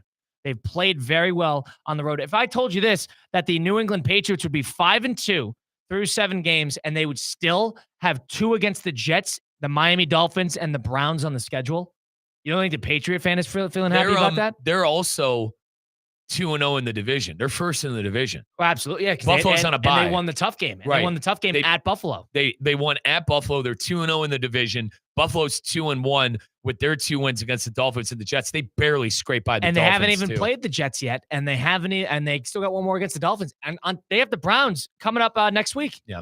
So that team could, they're the perfect. We didn't think there could be a worse to first about 3-4 weeks ago. There could be. I mean, there's a path for them. The thing with me was 9.5 first year of Vrabel for them to win 10 games. And I was down on, and they didn't look good that first week of the season against the Raiders. And they didn't look good. And they didn't look good against the Miami Dolphins either, because the Dolphins stunk in the game. They escaped. Yeah. But ever since, have they turned it up. And I'm not really into the point differential, but like they're top 5 in point differential throughout the year. So, plus 48 on that. The number 1 point differential, can you guess, Kyle? The team? Number one? Number Colts. 1. Yeah. How about that? Yeah. 92. Yeah, Unbelievable. Colts, yeah. But the underlying numbers are there for them as well. I think it is time to start buying into this. And you mentioned the weak schedule too, and the Browns and company. I mean, geez. Whew. They still have to deal. I mean, the thing about them, they got those 4 games that I alluded to. They still got to play the Bengals. They still got to play the Giants. They have a couple. They play the Falcons, which is Falcons every other week. You're playing the worst team in the NFL versus a very, very good team. Done, by the way, I'm done with them on prime time. Can we get them out? Can we get them out of prime time? Oh my! Are we good on Atlanta? Dude, do we need to watch more Atlanta? So done with them. Oh my goodness! And it was fun to watch against the Bills, but the Bills weren't looking any good either. Oh my God! Like Bills, enough. Michael Penix. I mean, could they move the ball? Oh, Bills in Atlanta, I don't want to see. That is the most erratic team I've ever seen. And I love watching Josh Allen play, but that has not been the Bills team we've seen as of past. But yeah, I agree. I mean, Atlanta and company, like the Browns, there's the Patriots have a path. You think that's 8 wins right there, not to mention the Jets and the Dolphins still on the schedule. Now, the thing is that can we really write home too much about the Patriots? Their big win was the Bills. Outside of that, Saints, Titans, Panthers in their last 4 games, that's not hard. And they're going to have the Browns after this. You don't really have a feel on them. Now, they won their huge game where they caught Buffalo. They caught them. Can they beat a good game when they're going into play the Buccaneers on November 9th, 1 p.m. game in Tampa Bay? Can the team show up then? That's the real litmus test. They're passing the eye test, though, right? I mean, it's like Kansas City. Did Kansas City play the Raiders and blow the doors off them? Well, it's Vegas, Riz. They still pass the eye. Mahomes is passing the eye test after years of throwing for 200 yards. They're beating who they should beat. And Drake May, certainly 12 touchdowns and 2 interceptions at this point, playing turnover-free football. And Stephon Diggs and Booty, being good wide receivers. Those guys almost combined have 1,000 yards on the year between the both of them. They're both going to have 1,000 yards at this point. It's crazy. Yep, and they're probably in the market to be buyers at the deadline too. They maybe will go make a move for a receiver some way. Maybe an Olaves of the world. Maybe Patriots are good. There's no doubt about that. I thought they were good last week. I was under the impression that they were good after the Bills game. They're beating the teams they should beat. I can't change too much based on the teams they're playing. That's not a hard schedule. And they play hard for the coach. They do. They play hard for the coach. I mean, on the flip side of that, people say, "Oh, Riz, that kind of talk's overrated." Let me ask you this: did the Dolphins play hard for their coach? Yeah. Okay. Look at some of these bad teams. It's Tennessee. I know, granted, they got their coach fired, but it's Tennessee playing hard. There's something to be said about that.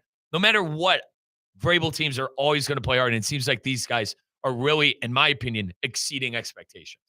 Let's make with Monday Night Football about 12 minutes away from this Buccaneer-Lion game, let's put together a Monday Night Football's best bets. All right, if we open up our Hard Rock Bet app, we got Monday Night Football. Tonight we got 2 games to choose from so we can get creative. Let's put together a parlay, Mike.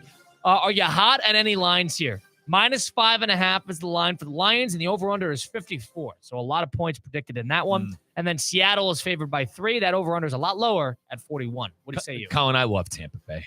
I kind of want to This would be the game I think Tampa Bay gets caught, my personal 6.5 plus 5.5. 5.5. I still like them. Then let's go over under. Do you want points? You want points? That's what you did. In the end of the day, I think there will be points in this game. I tend to lean on the over line for the first game. Buccaneers and Lions. 54? Yeah. 54 I tend to lean over. No problem there. I could take that. I think the Lions actually going to win by a touchdown, a handful. And then what's Ibuka's anytime tutty? You know he's scoring tonight. Dude, I don't know about that. I would stay away from that. He might be he's scoring, brother. He might be a decoy. I don't know about Plus that. 135. Oh, he's scoring. I don't like that at all. You're not getting that. You're not getting good odds there. Plus 135? He's comparatively to Amon-Ra at minus 135. Montgomery minus 140. Mike Evans plus 115. Let me raise you. How about Baker Mayfield to score an anytime touchdown, which means rushing. Plus 525. How many does he have on? I have him on my fantasy team. You think I'd know? Yeah, does he have any on the year? I'm not entirely sure. I believe he had one in game 3 against the. He's got 0 rushing touchdowns this year. Wow. As a team, first time for everything, yeah. Brother, as a team, they have 5 rushing touchdowns. 4 of them Rashid White. One of them Sean Tucker. So I don't like these anytime passing numbers. I don't like that. Okay, well, all right, we can stay away from player props. Now, if you don't like my last shout here on a player prop, if you don't like Ibuka, do you like his backup Tez Johnson at plus 275? I would say if there's touchdown? one I'm interested in, I would say Mike Evans five receptions or over 5.5. Or actually, we could do that differently because we could go on the app and you could actually do 6+ receptions. I think Mike Evans is due for a big game. All right, let's see. Evans this year. He hasn't played. Mike Evans? He was hurt the last couple weeks. So, but throughout the year. Oh, like earlier in the year. 5 receptions, 4 receptions. I actually like that bet. Yeah. First game back, no Godwin. They're going to use Evans, and he's going to want him to get that 1,000 yards. Yep. Plan on Mike Evans. He needs utilized. 78 yards a game from this game towards the end of the season. And if he's healthy, Baker's going to do that. Baker's going to get him that. Or over 4.5 on the reception target. Remember I told you Ibuka, please. He scores tonight, but it's okay. I'm staying away from that. He's a decoy. No way. He's a decoy. He wanted to fool everybody all week long. That kid's a gamer. He's a decoy. All right, you like anything in the Texans Seahawks? I like the Seahawks. I do. I like the Seahawks. I think the Texans are going to play well tonight. Dude, we're on a complete Then let's go under. You want to go under? Yeah, let's go under then. 41.5 in Seattle. God, you like the Texans on the road, brother? I just think post bye. I do think they're Seahawks by a play well. touchdown tonight. That's the play for me, but Seahawks by a touchdown. Under 41? Under 41? Who likes rooting for an under? Yeah, we did that at the Orange How about Bowl. this? Will you give me JSN anytime touchdown? He's got 3 on the year and 696 yards. I could fully live with healthy. That. I could live with that. I don't know what the odd. I had plus 120. Oh my God! Come on! Plus 120. I would get creative and do AJ Barner, the tight end for Seattle. I have him on my fantasy team. My week is over. I stunk up the joint, but I'll listen to that. Now, if we stay right here, Jackson Smith and Jigba at anytime touchdown over Mike Evans on receptions 4.5, and then the over on the total points between the Buccaneers and the Lions at 54. That would be a plus 560 parlay. You really don't like Seattle at home tonight? I'm grilling you on that. I cannot believe you'd take the Texans. Maybe Seattle plays well. The thing is, Seattle is the only team in the NFL that are top 4 in offense, defense, and special teams. So it's a well-rounded team. Good coach team. Well-coached team. They're 1-2 at home. I think they get back to 500 as well in their home schedule. This is more about the Texans to me. I think they're motivated. Remember, they had 2 good wins going into the bye. They had an early bye week. They got a great defense. There's no doubt about that. CJ on the road at that stadium scares me. That O-line is Let's so add dreadful. something to the parlay. Let's do something from Game 7 tonight. Okay. We've been doing runs this entire postseason with them. Oh my God. 7.5 over. Oh my God. Are you kidding me? It's been 6-2 every game. Yes. 8 runs. Absolutely tonight. Do you have a Vladdy Guerrero Jr. anytime homer for me? You want to do a homer again? Bro, he's got 6. What do you mean? Don't ho-hum me. He's got 6 postseason home runs. You get a homer and it's plus 250. Do you like it? You don't like him to hit a homer tonight? But you're on Seattle. We are totally at different spectrums on all these games. You like all the opposite teams on Monday Night Football for me, and you're on Seattle tonight. I can root for the points. Dude, our guy and hopefully friend of show, George Kirby, is going to be looking like a deer in headlights come the 4th inning tonight. Please don't say that. He's going to look like a deer in headlights. That's our guy, Mike. He's going to have a big game He tonight. is our guy, but my God. He's going to have a big game You're the tonight. one who told me he looks like what did you call him? He's got like a sad baby face whenever he gets homered. Dude, deer in headlights, sad baby face, and I'm the one getting yelled at for saying deer in headlights here. Yeah. Okay? This is plus 1160. Well, you tell me what you like. All right, we're on the over. We agree there. What else do you like? Because I would hammer the Vladdy home run, but if you don't like that, give me something else. I can do hits. You want to do hits? How about George Kirby's strikeouts to record 4+ is plus 125? I hate it. That goes against your over, too. I hate it. Kyle, hate it. You don't like that? There's going to be points, and Vladdy's going yard. But is there anyone on Seattle? Is there anyone on Seattle you like to hit a home run? You want to do the home runs? Dude, I don't like the home run parlay. Why? They're fun. We're for a blast. All right, fine. We can do a home run parlay. Give me a Seattle player you like. I'll buy into that. There's been home runs on both sides the whole series. Cal Raleigh's plus 240. Eugenio Suarez is plus 375. Arozarena's plus 500. Julio Rodriguez plus 400. By the way, Suarez was terrible at third base last night. Yeah, not a good start. Oh my God. He was not ready to play. He was booting balls. I mean, that was awful. Who do you like for give me your Mariner that you if you want to do hits, that's fine too. You don't got to do a home run. You could do hits. How about Josh Naylor plus 550? My guy Nails? Yeah. Okay, fine. Let's do it. That's going to increase our odds Fine. exponentially. 6,880. So Nails is going to go back-to-back homers and back-to-back nights. He just hit his first postseason or his second postseason home run. Colin, his last postseason home run came against Garrett Cole circa 2020 COVID playoffs for the Guardians. I'm a big believer in momentum. Oh, my God, kid. Fair enough. So we have over 54 points, Buccaneers, Lions, over 4.5 receptions for Mike Evans tonight. In the Mariners and Blue Jays, we have the over 7.5 runs. Over Josh Naylor home run we need. 550. 550. And then Jack, this is a lot that needs to go right. Jackson Smith and Jigba to score at any point. And can you imagine if you took Ibuka? No, we're not taking. Should we just do it? Do you want to take it? Yeah, throw it in there. Plus 135. Might as well, man. I don't know why you're so in on Ibuka. Mike, he's the definition of a decoy. No, dude. When he plays one play on the first drive, Colin, and we're gonna be looking up where's Ibuka. That kid never. I say kid. That guy never missed games. Mike, it's plus 14,400. Oh yeah. Throw $20 on that. Thank me later. $20 till we get about $3,000. This is what Hard Rock. That's a hell of a concoction. Oh my God. that thing was made in a cauldron. This is one of the more wild ones we've ever made. Hey, listen, it's spooky season, boys. That thing was made in a cauldron. So we need 2 touchdowns by Ibuka and Smith Jigba. We need Mike Evans to be active. We need points in Buccaneers Lions. We need runs in Mariners Blue Jays. We need Josh Taylor to hit. Do me a favor. Screenshot that and let's save it for next week because that's going to hit. You want to know the one I'm worried about the most? Is Nails. Former Cleveland Guardian Josh Naylor. For him to go back to back. We're locked in.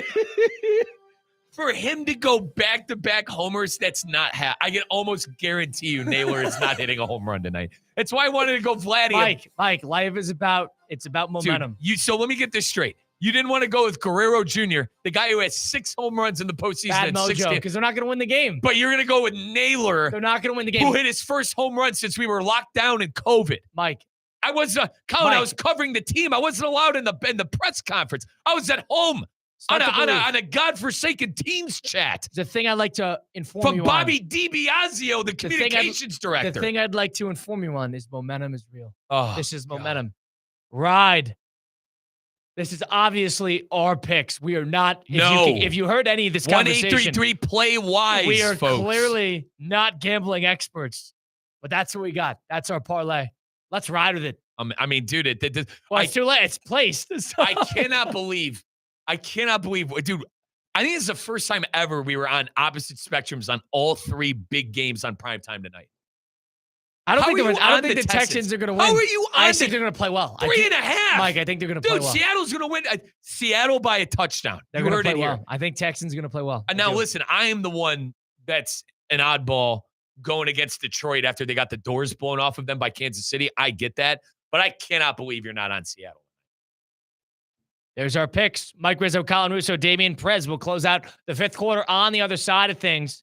It's the 5th quarter presented by Hard Rock Bet on ESPN 106.3. Live from the Anajar and Levine Accident Attorney Studios. Anajar and Levine Accident Attorneys. Call 1-800-747-FREE. This is ESPN 106.3. ESPN West Palm is on the move. Brought to you by Safebound Moving and Storage, the most trusted moving company in Florida. You're safe with Safebound.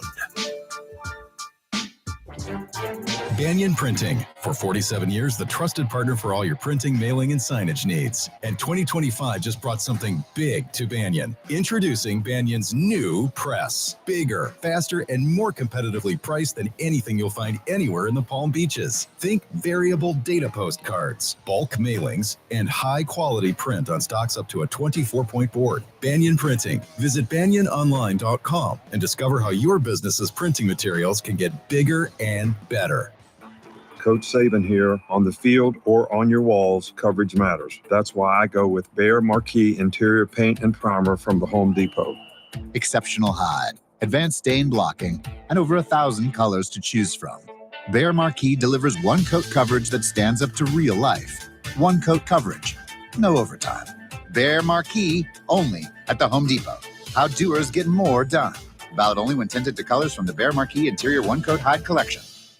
Introducing your new Dell PC with the Intel Core Ultra processor. It helps you handle a lot, even when your holiday to-do list gets to be a lot. Like organizing your holiday shopping and searching for great holiday deals and customer questions and customers requesting custom things, plus planning the perfect holiday dinner for vegans, vegetarians, pescatarians, and Uncle Mike's carnivore diet. Luckily, you can get a PC with all-day battery life to help you get it all done. That's the power of a Dell PC with Intel inside, backed by Dell's price match guarantee. Get yours today at Dell.com/deals. Terms and conditions apply. See Dell.com for details.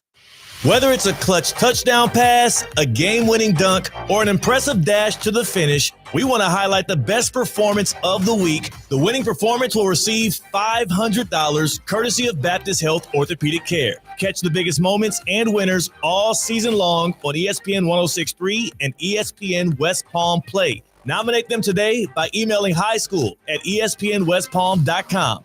Baptist Health Orthopedic Care. Welcome to being treated like a pro.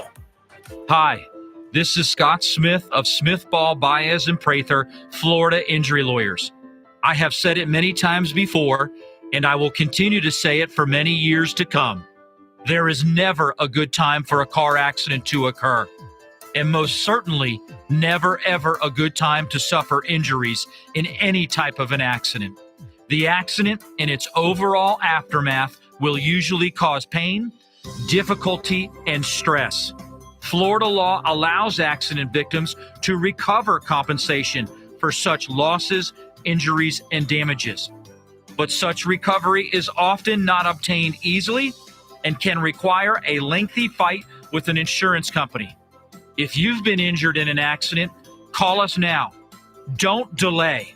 The initial consultation is completely free of charge.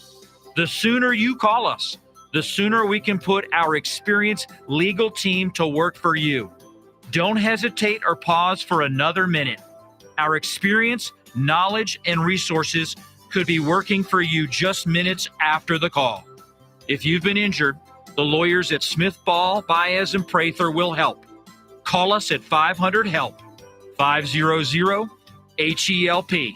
With Smith Ball, Baez, and Prather, help is just a phone call away. Offices Palm Beach Gardens, Boca Raton, and Port St. Lucie.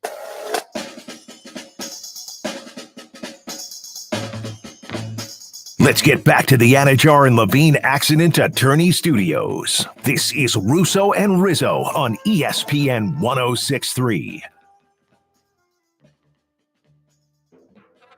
The fifth quarter presented by Hard Rock Bet on ESPN 106.3. The teams are taking the field between the Tampa Bay Buccaneers and the Detroit Lions tonight.